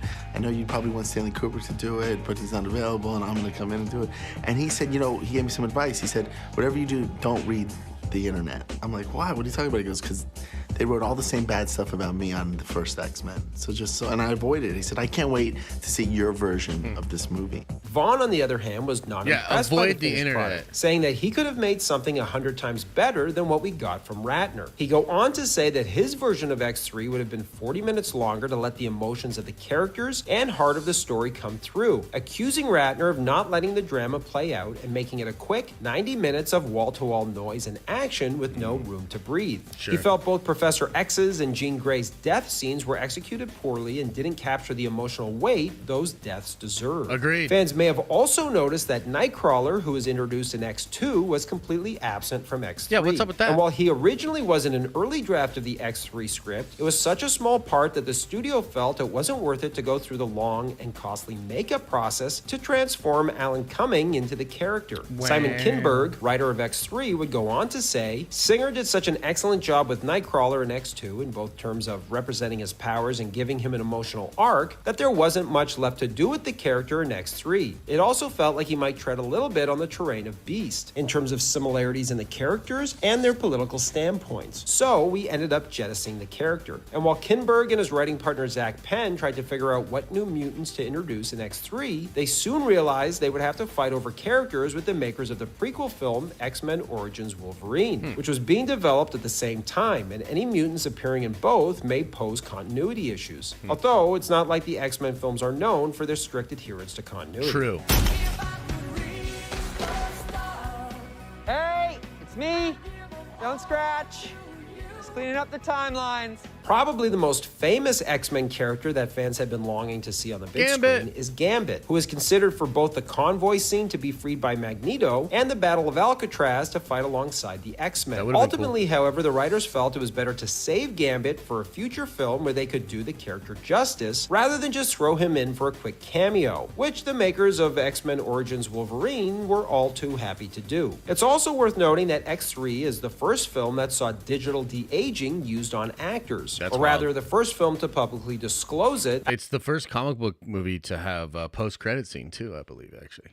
as the technology was previously used exclusively for vanity retouching to make actors look younger and more attractive, which understandably was kept very hush-hush. Here, it was used to make Professor X and Magneto look 2 decades younger in a flashback prologue. And while at the time I remember this looking incredible, taking a look at it now, it's clear the technology has come a long way, as True. its use in X3, for lack of a better phrase, hasn't aged well. Sorry, I couldn't help myself. Interestingly, though, Patrick Stewart said playing a younger version of himself was an acting challenge, as he also had to take into consideration how his younger self moved, explaining that as you age, your body becomes less fluid That's and it true. moves differently. I can definitely confirm that, guys. Just so you know, as you get older, your body's less fluid. 100%.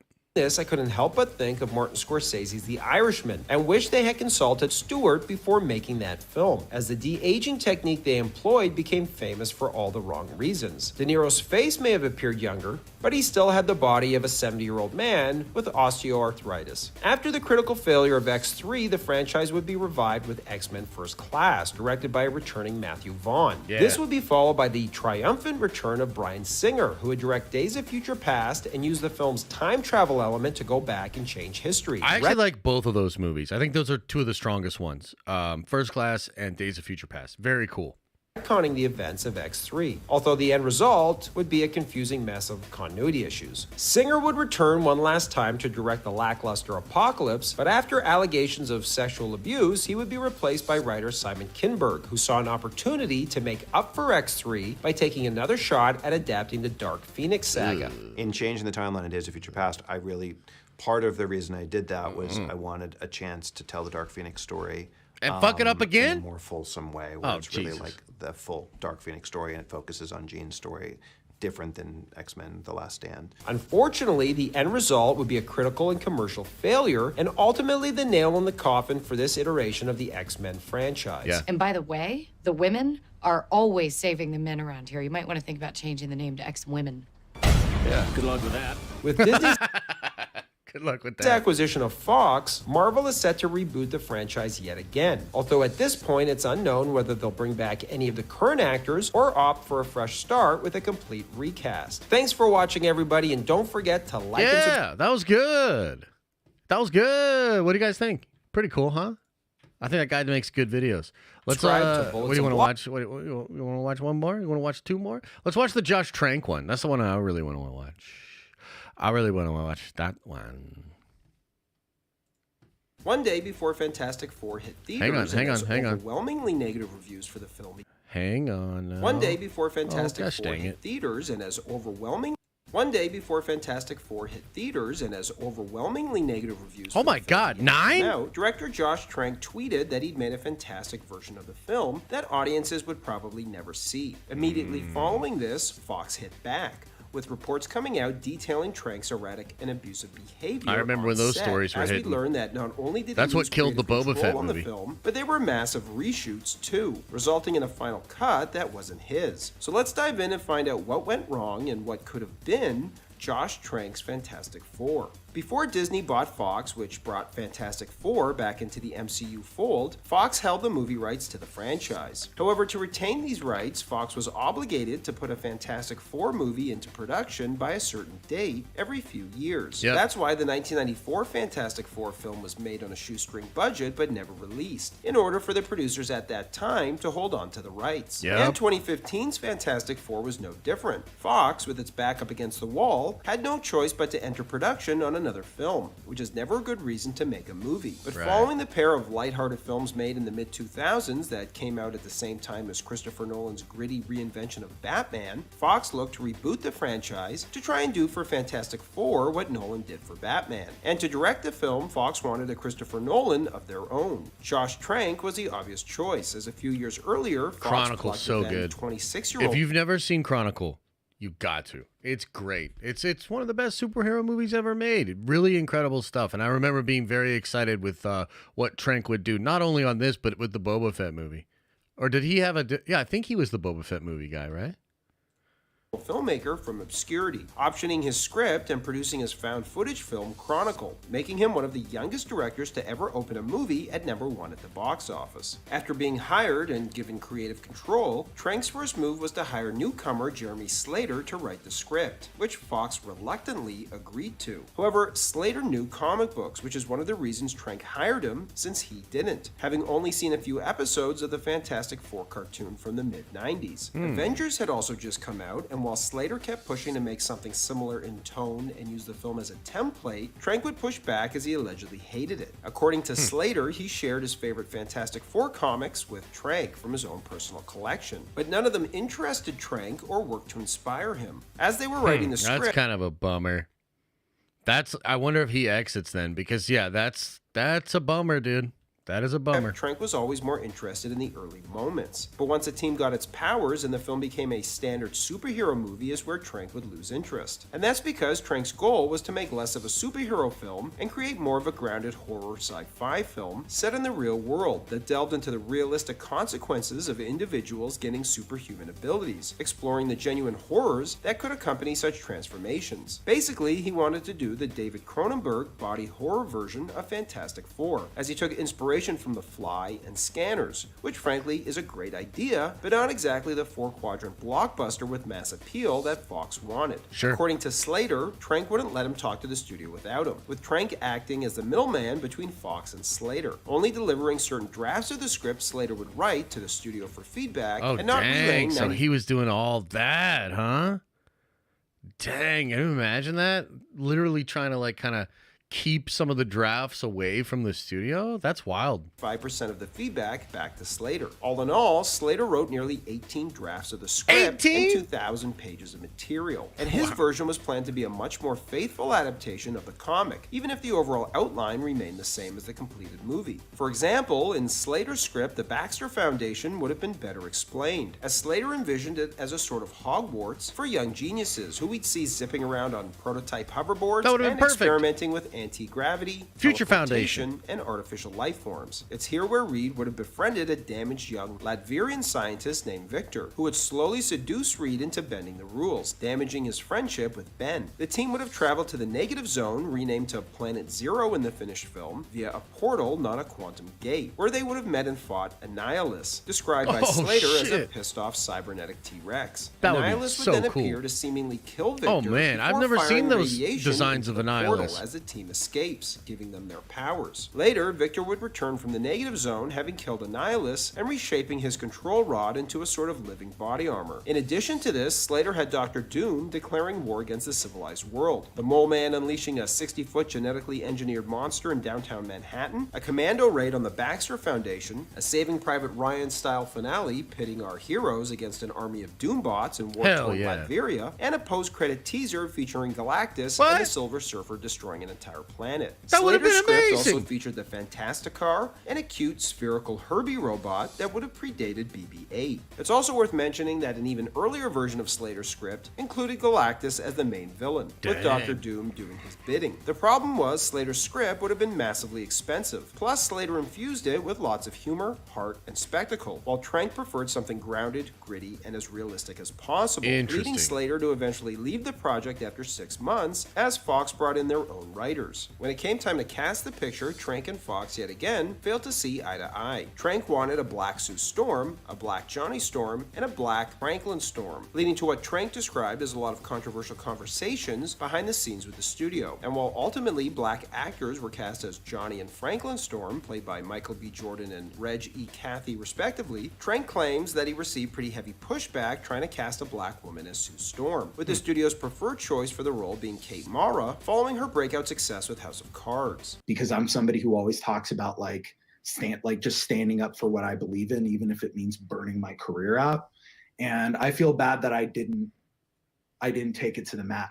And while Trank clearly regrets that he didn't stand up to the studio on the casting issue, Kate Mara regrets not standing up to him, as he allegedly took out his frustration for having to cast her on her. Witnesses on set described his treatment of her as cold and cruel. Yeah, see, like, that's weird, man. People are weird, you know? Like, human beings are just so weird, because it's basically he's saying, like, and look, I understand feeling the way you feel, especially as a creative person in the studio system. You have a vision for something, and there's probably, like, drama baked into that. This probably isn't a guy just making a decision of like, just let's race swap them. It's more like, let's race swap them and let's play with that. You know what I mean? Which can be interesting. But then to take that and take it out on the actress, that just means you're an asshole. You know what I mean? And just because you were, virtuous in one sense, doesn't just mean everything you do is virtuous. This is like Magneto said, the oppressed become like, God damn it. Sentiment Mara has corroborated, saying she had a terrible time making the movie and working with Trank was the worst experience she's ever had working with a director. For the part of Reed Richards, Trank fought hard to get Miles Teller cast in the film over Fox's objections, but ironically, the relationship between the two eventually turned sour, as Trank allegedly would tell his actors when to blink and when to breathe during takes, trying to make the performances as flat as possible to match the gloomy tone he was looking for. Teller took objection, and combined with his frequent sarcasm and constant questioning of and disregard for Trank's direction, eventually brought him chest to chest with Trank, with the two daring the other to throw the first punch. And that's just the tip of the iceberg in respect to what a troubled production this was. First and foremost, Fox decided to slash the budget right before going to camera, and cut several action set pieces and most of the spectacle-filled I've yet to see an interesting race gender swap, but maybe that's just me. Well, did you watch House of the Dragon? It's maybe one of the best versions of that I've ever seen. It actually enhances drama and tension and character stuff.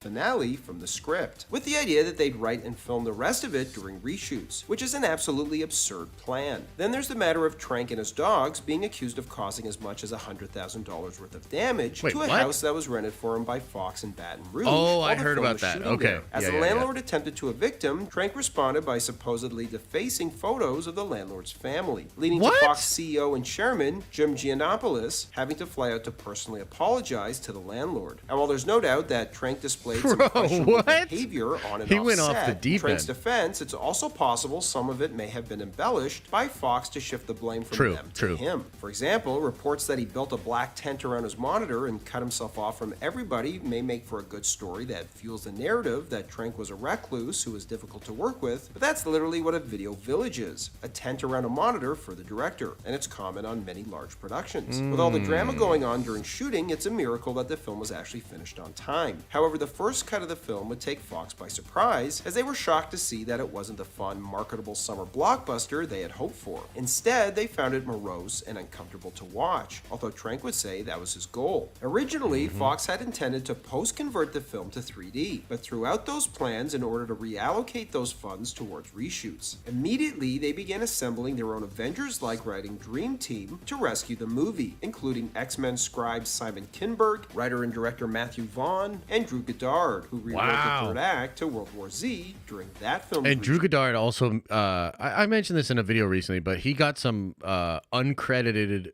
work on Avengers and Age of Ultron. He's kind of was helping them out too. So it doesn't surprise me to see his name pop up here as like somebody to come in and help fix things up.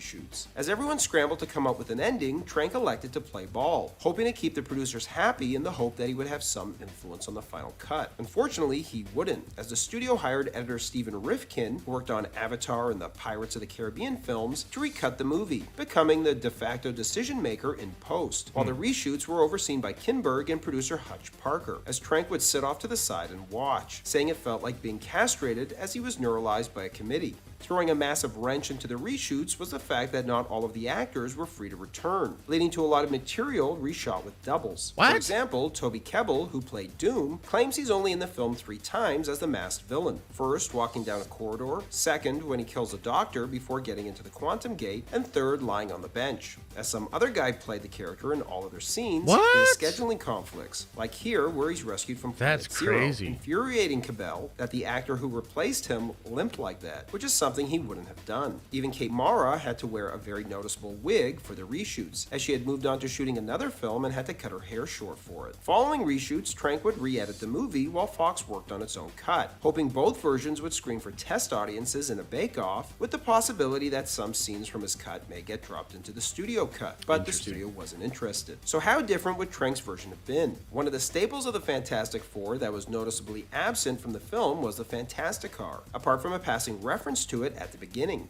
Is it next to your flying car? I'm not working on that anymore. However, originally this was meant to set up Reed's actual flying car, which the team would have used to travel to Planet Zero for the film's final battle. And while this was shot, it was ultimately cut out of the film during extensive reshoots. In trailers, we saw the Thing airdropped into enemy territory, teasing a major set piece that would have highlighted the character's immense power and invincibility, as well as established his affiliation with the military. This would have taken place 1 year after Dr. Allen offers to help Ben find a cure in return for helping the government with their covert operations. What do you want me to do? And while we catch a glimpse of this sequence in the final film, it's only on a projector screen during this presentation at the Pentagon. However, part of this sequence has since leaked without completed effects, which would have been a far more exciting way to cut to the future than just cutting to a dry boardroom presentation filled with exposition. And it's one of these movies where, if you guys have ever seen this one, it's like crazy. You can just feel when it becomes a different movie. There's literally a time jump, and then it's like a completely different film. But it seems like there was a lot more changes than just that. But they sort of take Trank's beginning, adjust it, and then literally remake all the rest of it. About Dr. Allen, this character originally was Harvey Elder, with the idea that he would go on to become Mole Man in the sequel, one of the only characters Trank seemed to really connect with from the beginning of development. Harvey Elder is the chairman of the board of the Baxter Corporation.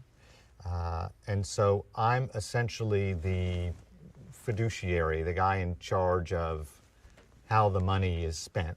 During reshoots, the character's identity was changed to Dr. Allen, and since he'd no longer need to be saved for the sequel, he'd go on to be murdered by Doom following the villain's return from Planet Zero. In keeping with Trank's approach to ground the film and set it in the real world, he changed Dr. Doom's backstory and name in order to give him a more realistic reason for eventually adopting the Dr. Doom moniker. Victor Domashev, not Victor Von Doom in our story, and I'm sure I'll be sent to jail for telling you that. But the Doom in ours comes from him. You know, I'm a programmer, very antisocial programmer, and on blogging sites I'm Doom.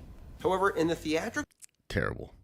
Probably the worst thing they did in that movie, the bastardization of Doom as like an angry hacker. Oh my God. Cut of the film, he goes by his comic accurate name, Victor Von Doom, as the studio tried to revert the character back to the original comic book version. And considering the version we saw of Doom in the film was largely one-dimensional, I think it's fair to say we probably also lost scenes establishing Doom's motivations, as well as showing him as a programmer and blogger. There are 2 Dr. Doom scenes worth mentioning that were shot but never made it into the final film. The first showed Victor slowly rising out of the ashes and rubble on Planet Zero after being abandoned, marking his transformation into Dr. Doom, somewhat similar to Sandman's first appearance in Spider-Man 3 when he reassembles himself. And the second featured Reed visiting Doom after rescuing him from Planet Zero, finding his disfigured body strapped to a table as Doom warns him, "Be ready for what's coming." What is coming?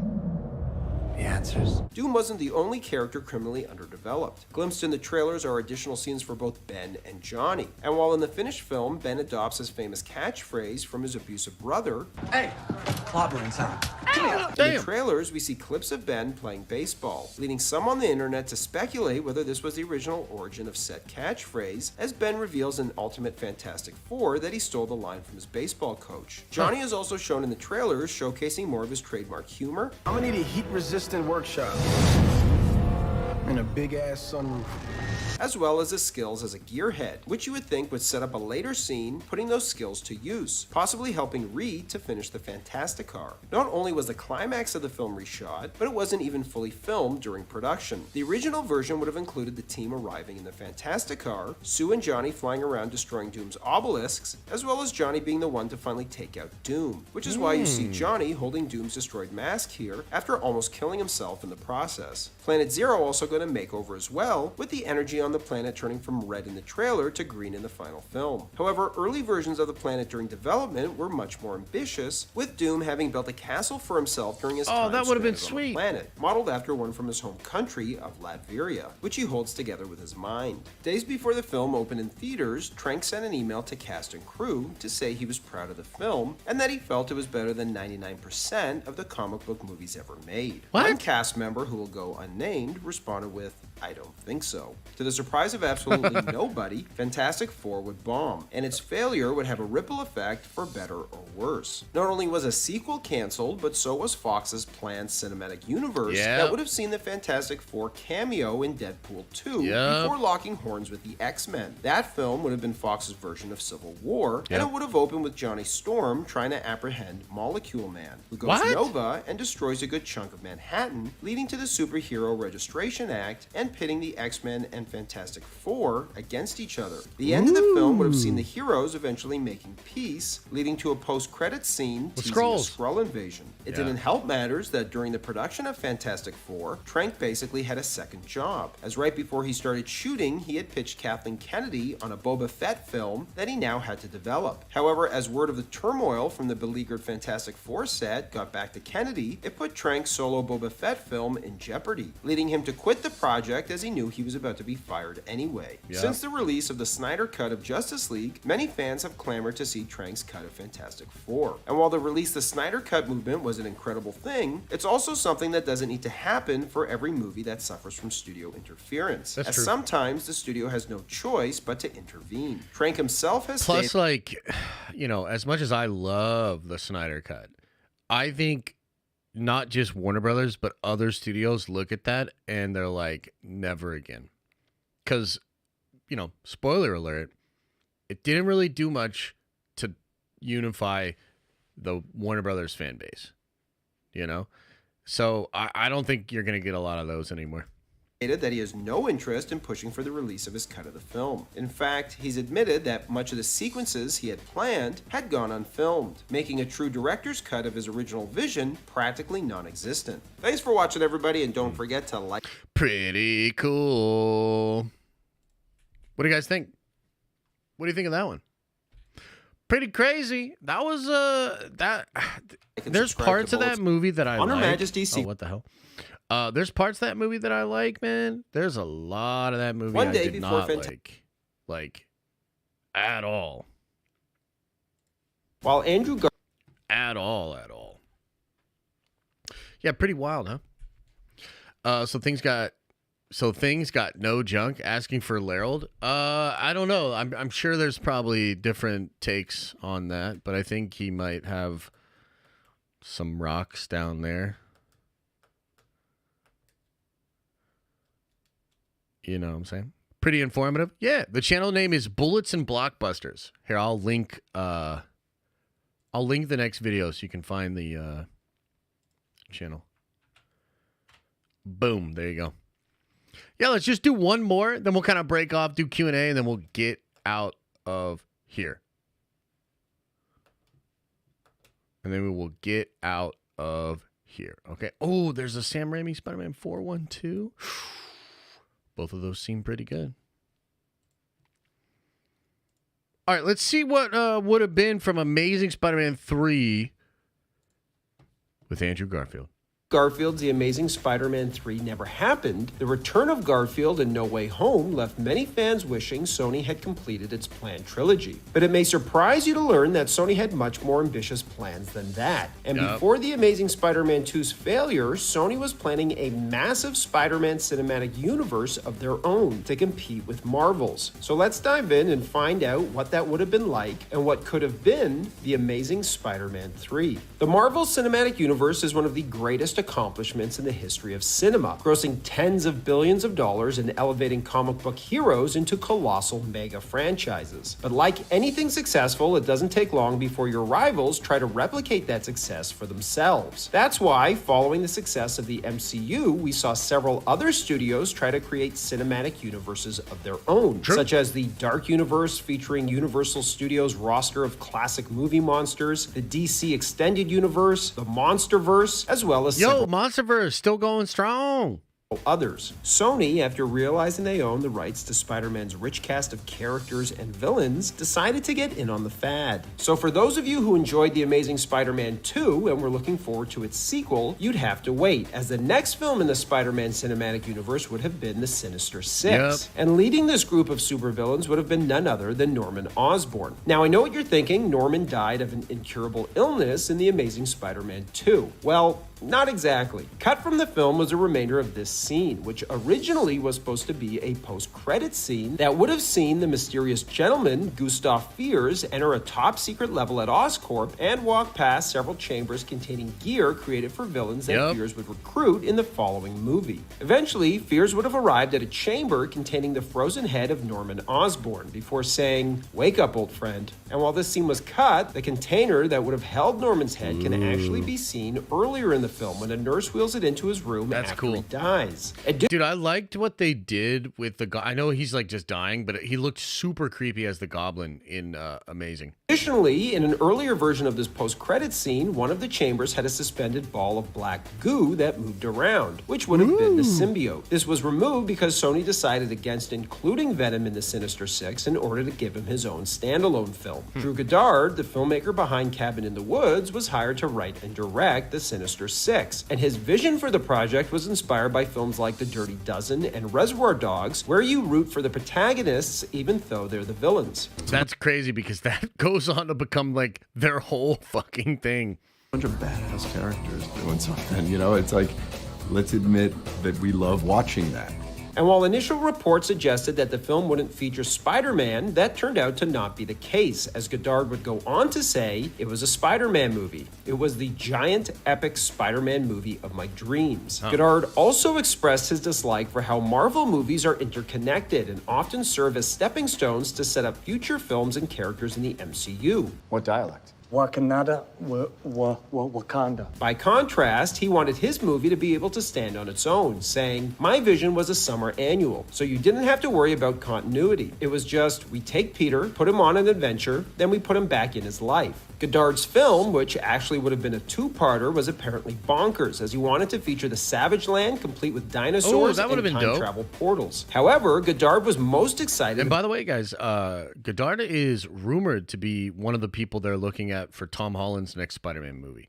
That would be kind of ironic, right? If he actually got in there.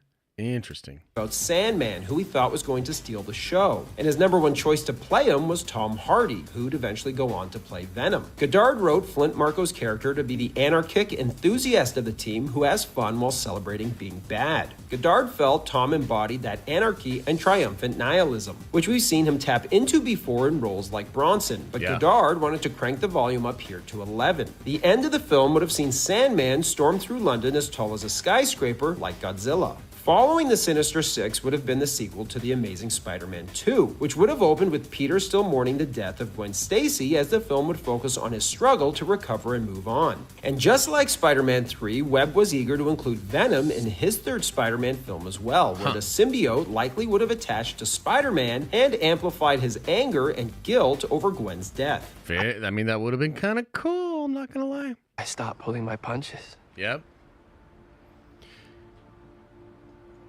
I got rageful.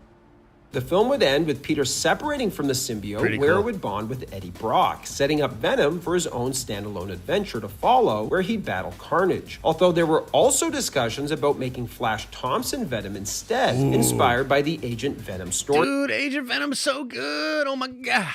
Line. And in a bizarre plot point, Peter would have got his hands on a serum that could bring people back from the dead. Part of the discussion was that possibly in 3, there was this idea at one point that Spider-Man would be able to take this formula and regenerate the people in his life that had died.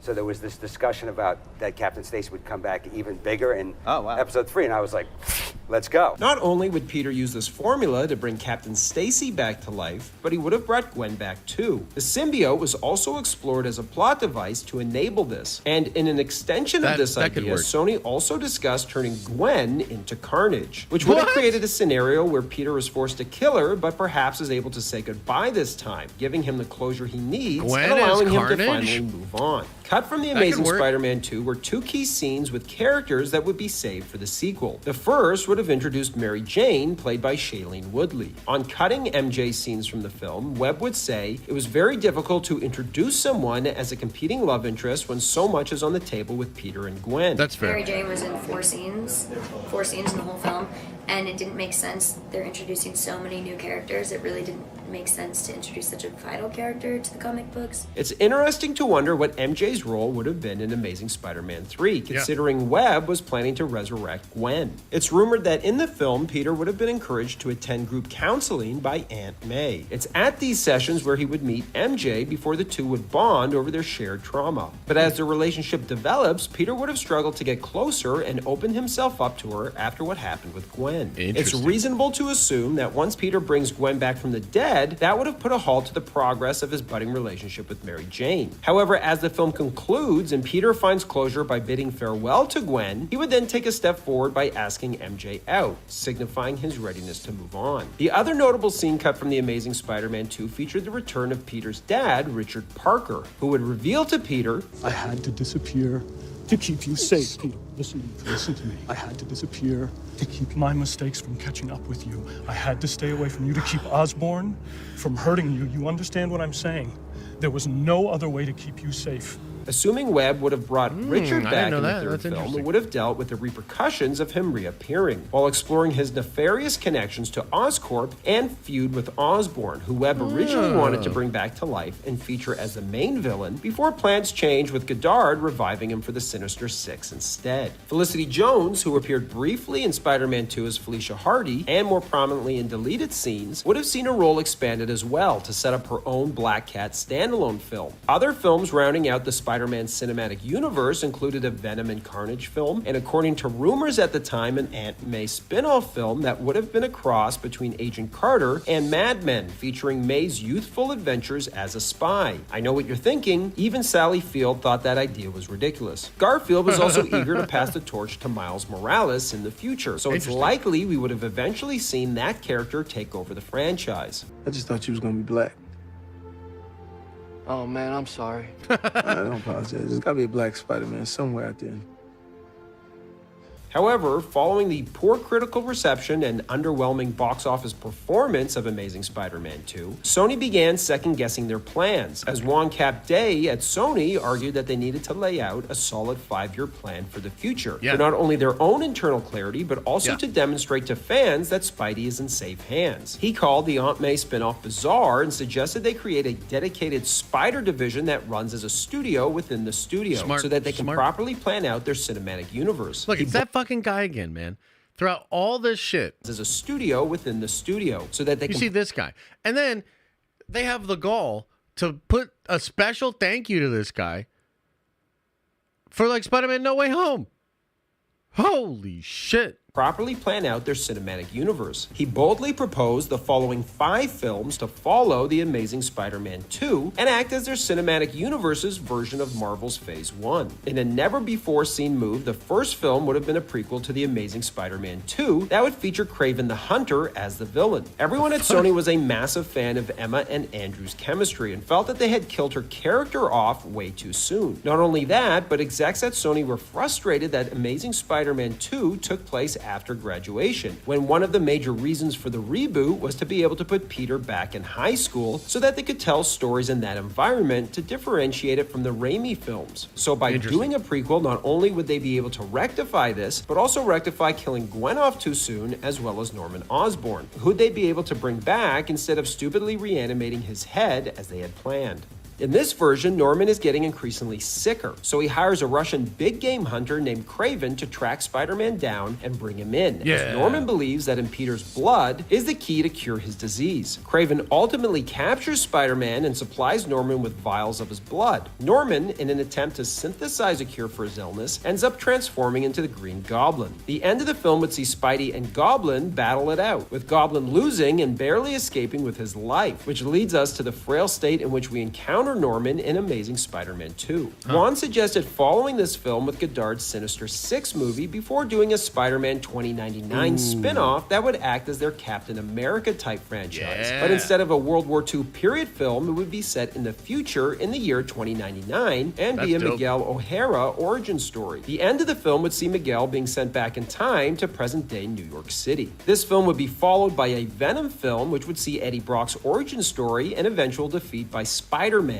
ending with Eddie being sent to Rikers. An after credits scene would then set up Carnage. But before we get to that film, we get a Black Cat film that would see Felicia.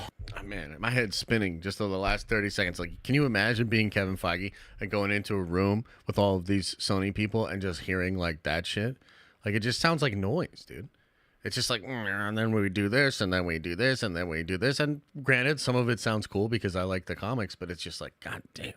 Hardy get her luck powers from Kingpin. This film would end with an encounter with Spider-Man, leading to a realization that she is not the bad person she appears to be. Finally, all of these films would culminate in an Avengers-type film that would see Spidey, Black Cat, Venom, and Spidey 2099 team up to take down Carnage. Obviously, none of this ended up coming to fruition, as Sony realized that they had no idea what they were doing and turned to Marvel for help. You could not live with your own failure. Where did that bring you? Back to me. And as they negotiated a deal to bring Spider-Man into the MCU, it soon became apparent that Andrew Garfield wouldn't be going with. And the reason for it may be pettier than you realize, although it likely was the result of a number of different factors. The first was Garfield's failure to show up to a planned press event in Rio, offending top Sony brass. Your timing is terrible. It started already. Then Sony CEO Kaz Hirai had planned on mentioning Garfield in his speech and then dine alongside him for dinner. Garfield arrived in Rio with a scruffy beard and claimed to be feeling under the weather and exhausted after coming off the plane. An hour before the event, Garfield pulled out, throwing the plans into disarray. Understandably, many Sony studio execs were embarrassed by Garfield's last-minute absence, while Sony CEO Kaz Hirai felt personally slighted. Garfield would go on to rub the studio the wrong way again. Wait a minute. So are you saying all of these studio people are just like me?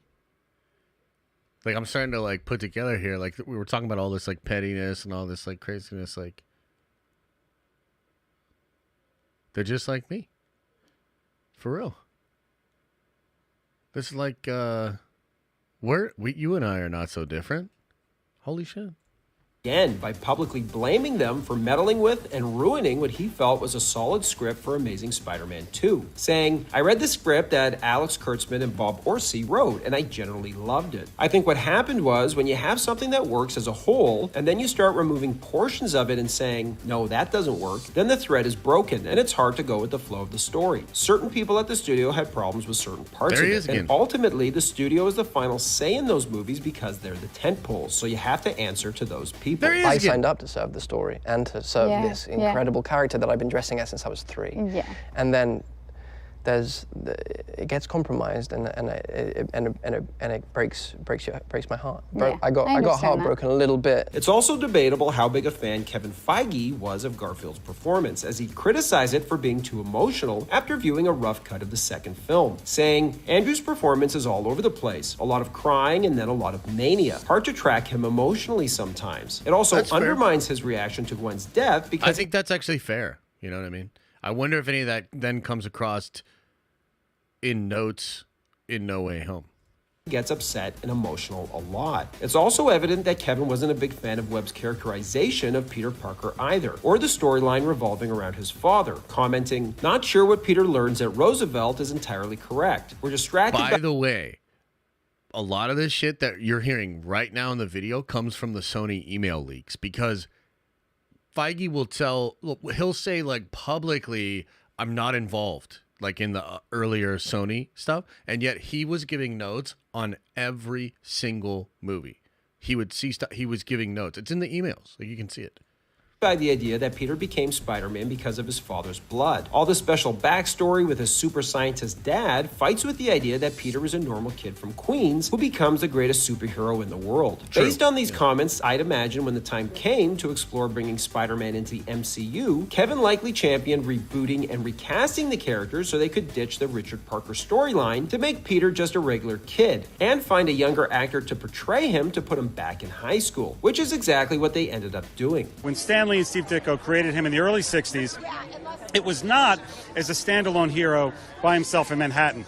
It was as this kid with these amazing powers trying to compete and do his best in a world where Iron Man's in an ivory tower and Thor's from another planet and Steve Rogers was frozen in ice for 70 years. And with the success of the MCU's version of Spider-Man, Sony once again felt emboldened to try their hand at creating their own Spider-Man cinematic universe. And the results so far have been mixed. While Venom was a monster hit at the box office, its sequel did only half the business. True. Morbius fared even worse, as the comically bad film became an internet meme. And in a sign of how out of touch Sony execs are, they announced the film would return to 1,000 theaters weeks after its initial theatrical run, thinking the film's explosion of attention online was because fans genuinely loved it, not understanding that everyone was just making fun of it. Upon its re-release, the film bombed, and Sony quickly pulled it from theaters again. Also, let's not forget about this forced post-credit scene featuring Morbius and Vulture deciding to team up, which featured a stand-in as Michael Keaton didn't even bother to show up to film it, and I can't say I blame him. Next on Sony's slate is Kraven the Hunter, featuring what looks like Rhino as the main villain. And with Andrew Garfield's return to the role of Spider-Man, combined with Sony's insistence on creating their own cinematic universe, one can't help but wonder if Sony is planning to bring Garfield back to take on all of these villains. Maybe there's hope for Drew Goddard's Sinister Six script after all. Remember, he wrote it to be a standalone adventure, and continues to say that it could easily slot in anywhere. Amy Pascal also recently said she's ready to make his film whenever he is. Which is kind of interesting, because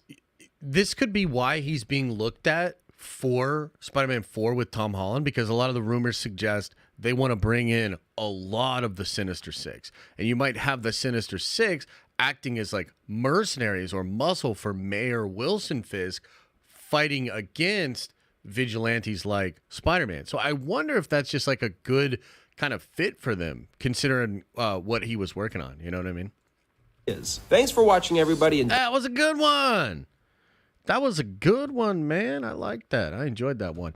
Okay, guys, I think we might just kind of call it Don't there. forget to There's like like other vids we could do, but we could do those at a later time. But I think that's going to wrap it up for us. So let's just do Q&A a little bit here, chat, and then we're going to get on out of here, okay? How's that sound? Does that sound okay? Everybody okay? We okay?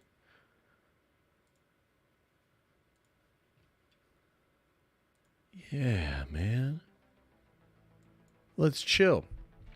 And of course, if you have any questions, comments, or concerns about anything we just watched, let me know. Amy's hair. Yeah, it's a little wild. I won't lie. It's a little wild. I won't be okay till Sony gives Marvel the Spider-Man rights. Yeah. I don't think that's happening, man. And I think that part of the issue that we're seeing here, you know, with Spider-Man 4 and just Marvel and Sony, is because Sony's never going to give that stuff back. You know? So, yeah. I don't know. It's a tough one. What have you heard about Kraven? The movie or like the character? I mean, I don't know. I've heard some good things about the movie. Really not sure about it myself, just because some of the decisions I've heard they made. But I've heard it's actually like pretty cool, pretty violent, kind of a fun like assassin movie or whatever. So yeah, that's all I know. Although I do also think Kraven might show up in Spider-Man 4. You know what I mean? So, another 90s superhero bullshit? Maybe. We'll have to see.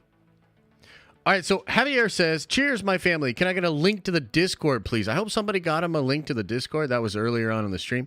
Ross says, not sure if I can stick around today, so sending now. X-Men 97 has me excited in a way I haven't been in years. Can't wait for Unity Chapter 3 for selfish reasons. Oh, yeah, dude. Just wait. You're going to like it. Although your dude's going to get into it a little bit more in like 4 and 5, but yeah. MK Matt says, just dropped in. Dude, isn't Invincible so fire? Everything we've been waiting for, right? So sick to have 2 fire animated shows at once.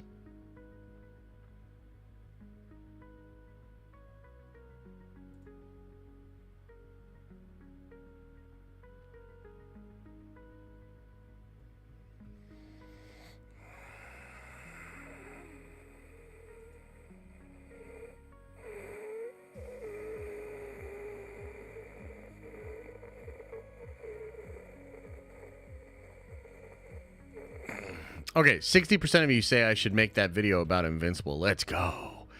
Thanks, MK Matt. Appreciate you, bro. Matt Sanders says, Josh, I'm watching the OG X-Men show. I'm in the 5th season. Oh, yeah, we talked about this, bro, with the two-tone animation. That's some studio interference as well. Crazy. Clone Avenger says, X-Men 97 is amazing, but what if it doesn't stick the landing? And I've never seen superhero movie starring Drake Bell. Any of you guys seen that? Any of you guys ever seen that? Is it actually good? I don't know too much about it. Ignore the poll. Don't make that video. I'll think about it. I'll meditate on it, and then I'll ask my wife. She's usually a good. She'll tell me if I'm being silly.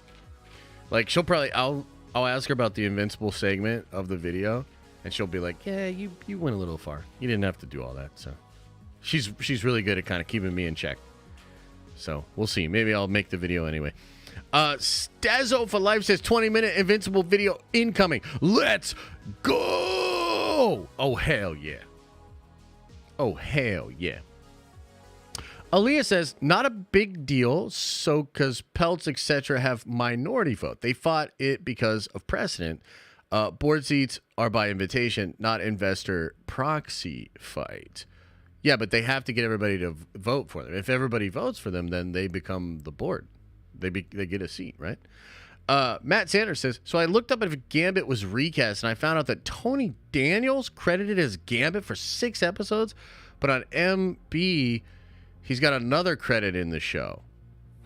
Oh, you mean for X-Men 97? I'm pretty sure it's the same, right? R.I.P. Invincible. Doesn't have to be 20 minutes. It's just become underwhelming and overly dramatic. Oh, shit! Don't share an opinion online about it. Everyone will get all mad at you. Yeah, Matt, if you're still in here, could you clarify what you're talking about there, bud? And then Mojat says, Disney stopped trying to create art. They are only interested in pumping out content and ticking boxes. Too many suits. Not enough artists and creatives. I mean, I think to a degree that's fair.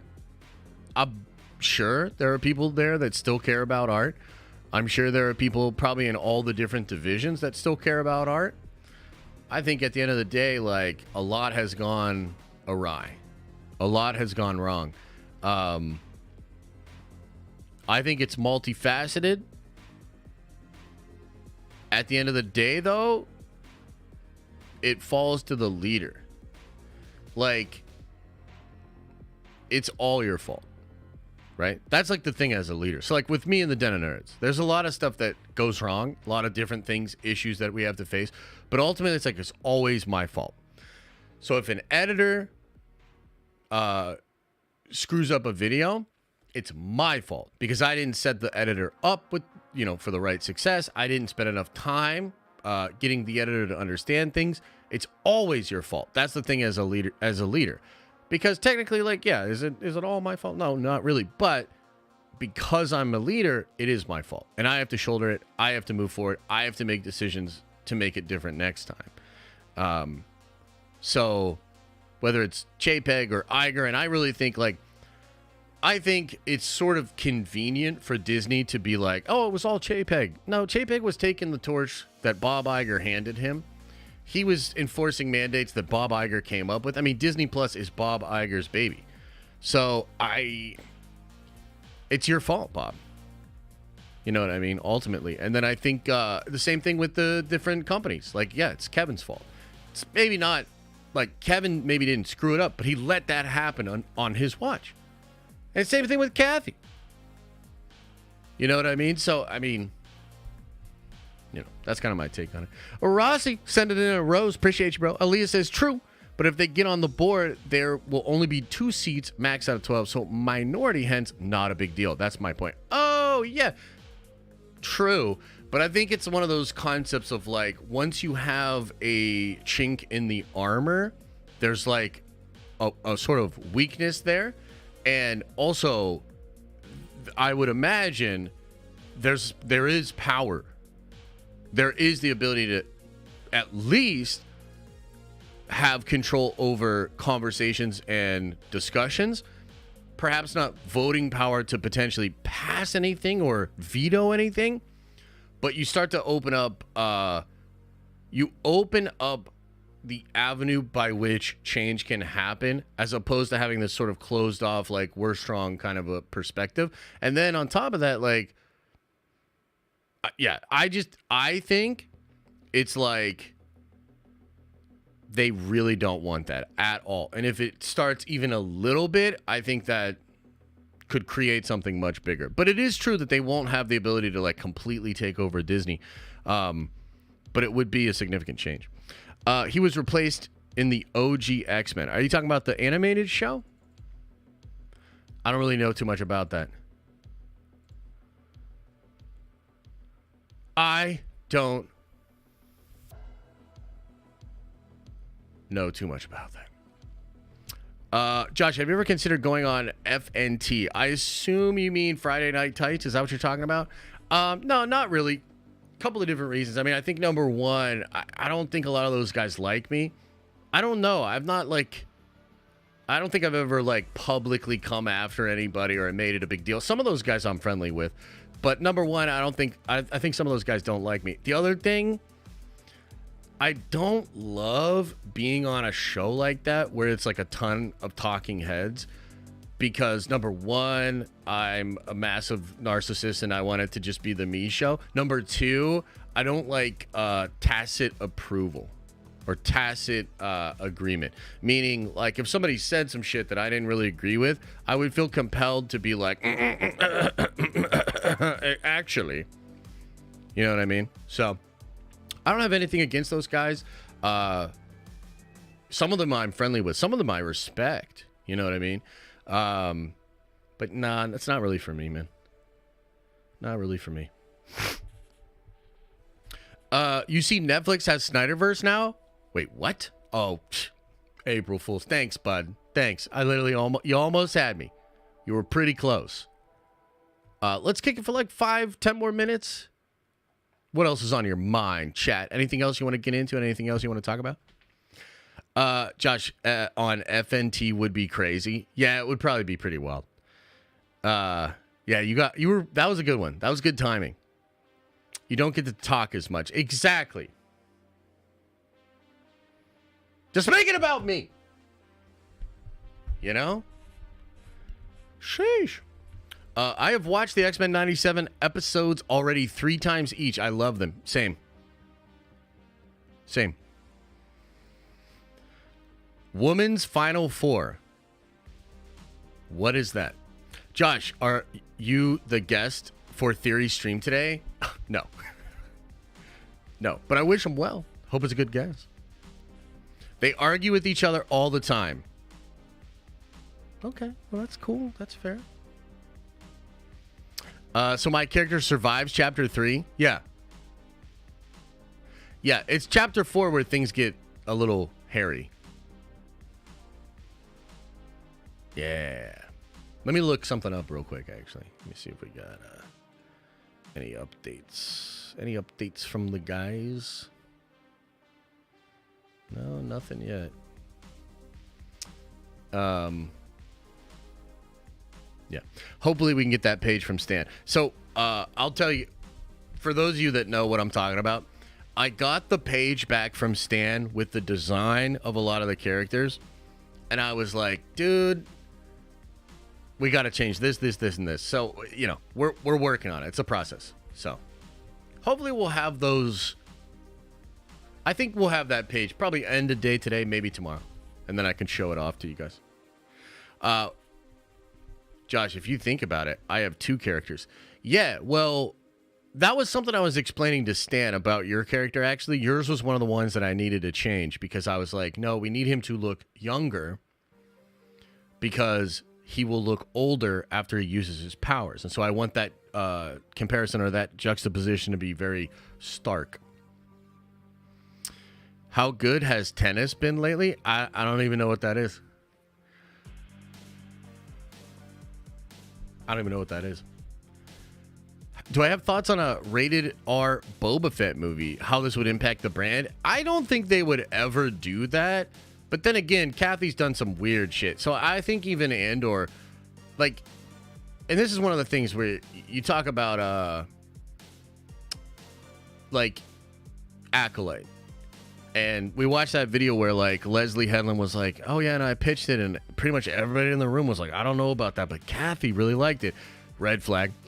So, there's this idea in Hollywood, and even in all the videos we just watched, you can get that vibe of, like, but what if we did like this? And they think they have good ideas, and they're like, oh, well, what if we did like this? And then, oh, man, what if we did like this? And it's just, like, very basic stuff, like making the Jedi a bad guy. That's like the most stupid, simple subversion of expectations ever. It's not novel. It's not, like, come on, man. Like, so you get a lot of that in Hollywood. And I think even a rated R Boba is like that.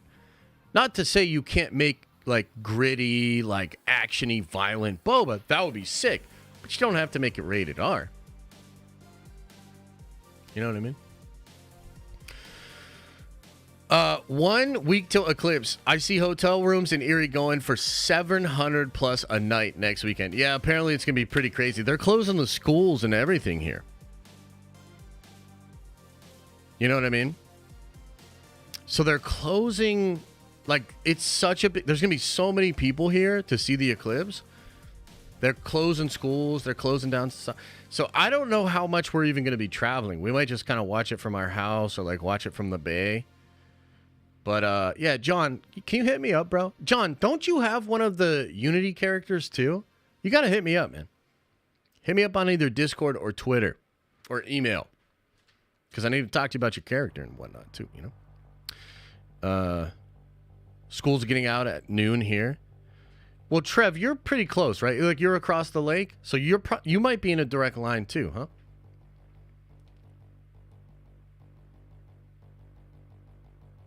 Wait, no, because Kendall's character has the initial powers we talked about, so Kendall's character is partially me. Wait. Oh, shit, really? Oh, yeah. Trust me, dude. Your character... I have some really cool ideas for your character, actually. Because there's something about your character that I'm not going to... Like, there's something in the lore, if you really think about it, that makes your character pretty unique.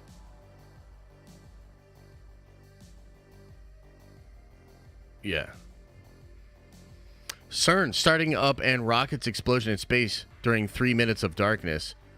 Yeah, I've heard all those crazy rumors, too. I wonder what that's all about. Rec Lama. Is that how I say your name? Send me some info on that. Dude, I'll go down a rabbit hole on that. Josh, we're going to make up for March Prime stream? Yeah, you're right. We got to. Yeah, I forgot it was Easter when I said we would do that. Yeah, let's do it this week. Josh, I finally hit 6 months in the Diamond Lounge time. Yeah, but you're not currently a member, though. It does, like, your name's Gray. So, what do you mean? Can we get a conspiracy stream? Oh, jeez. I don't know if I should.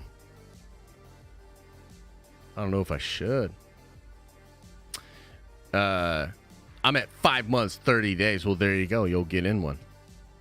The Cleveland Guardian have their first game on the day of the eclipse. Really? That's wild. Are they going to start, like, after it or whatever? Interesting. Pretty interesting.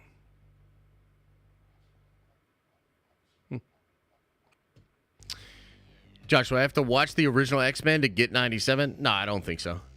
If you know just basic X-Men stuff, you'll be able to kind of pick it up.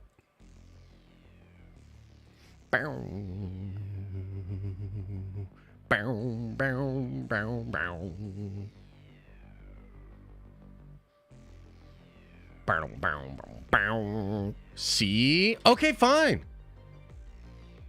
Fine, Agent Llama. I see. I'm at 1 month and 2 years. Let's go. Wait, what? In 1 month, 2 years? Damn, dude, that's crazy. Shogun tomorrow? Yeah. And actually, I should have talked about this. We need to figure out what we're deep diving on in April. And also, I want to move the Nerdvenger stream to Wednesday nights. Like, that's something unfortunately, I got to do. Because I have to open up my Tuesdays. I have a little bit too much going on. And so I need to have multiple days. I need more nights where I can help out a little bit more. So, yeah. That Star Wars Eclipse game, I'll be shocked if it's not on the chopping block already. Yeah, I don't know, man. Maybe we'll get some updates about that, but I have surgery on Wednesday? No. But Tuesday streams are fire. I know. I'm sorry. I wish I had all the time in the world, but unfortunately I do not. So. Yeah.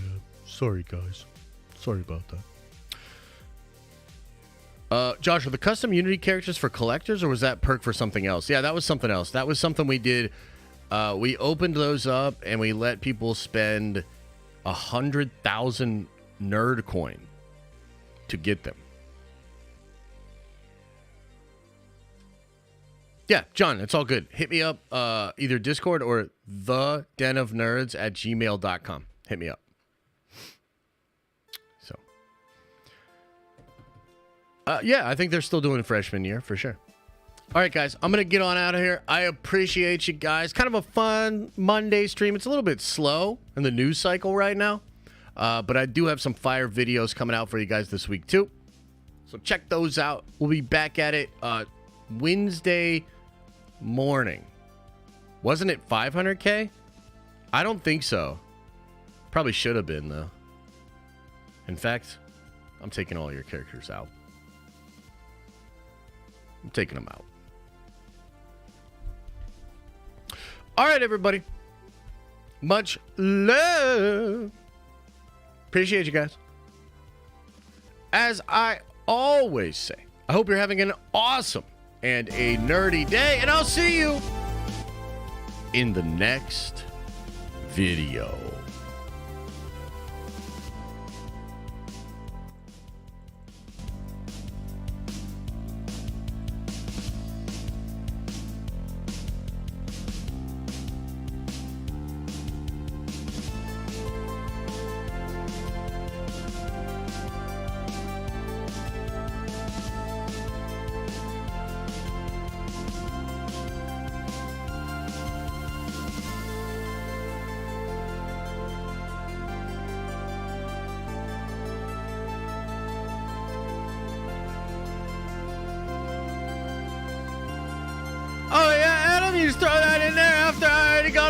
Goddamn camera. Oh, you just think you're so cool. You throw that in there. X-Men 97 films get ratio 219 thumbs down a night.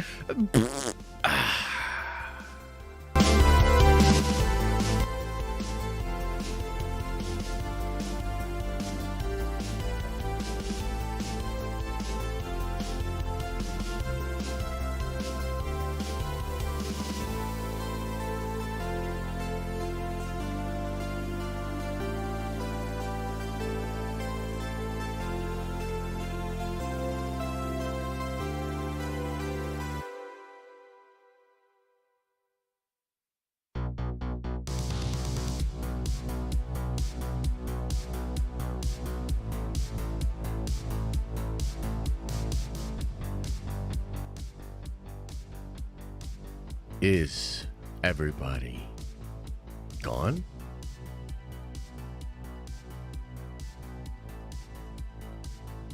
Did everybody leave?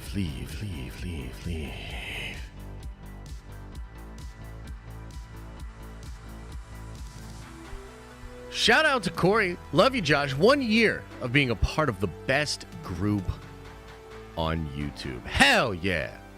Appreciate you, man. And then Rossi, a little goodbye with the Shiba. That's cool, man. I got a couple Shiba pups.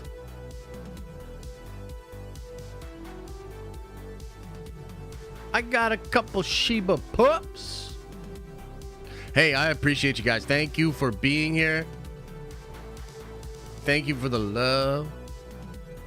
Thank you for your time, for your attention. Thank you for the likes, the subscribe, the comments, the chat. I appreciate you guys. Thank you so much. Much love. Remember, open up your third eye and wash out your stinky butt.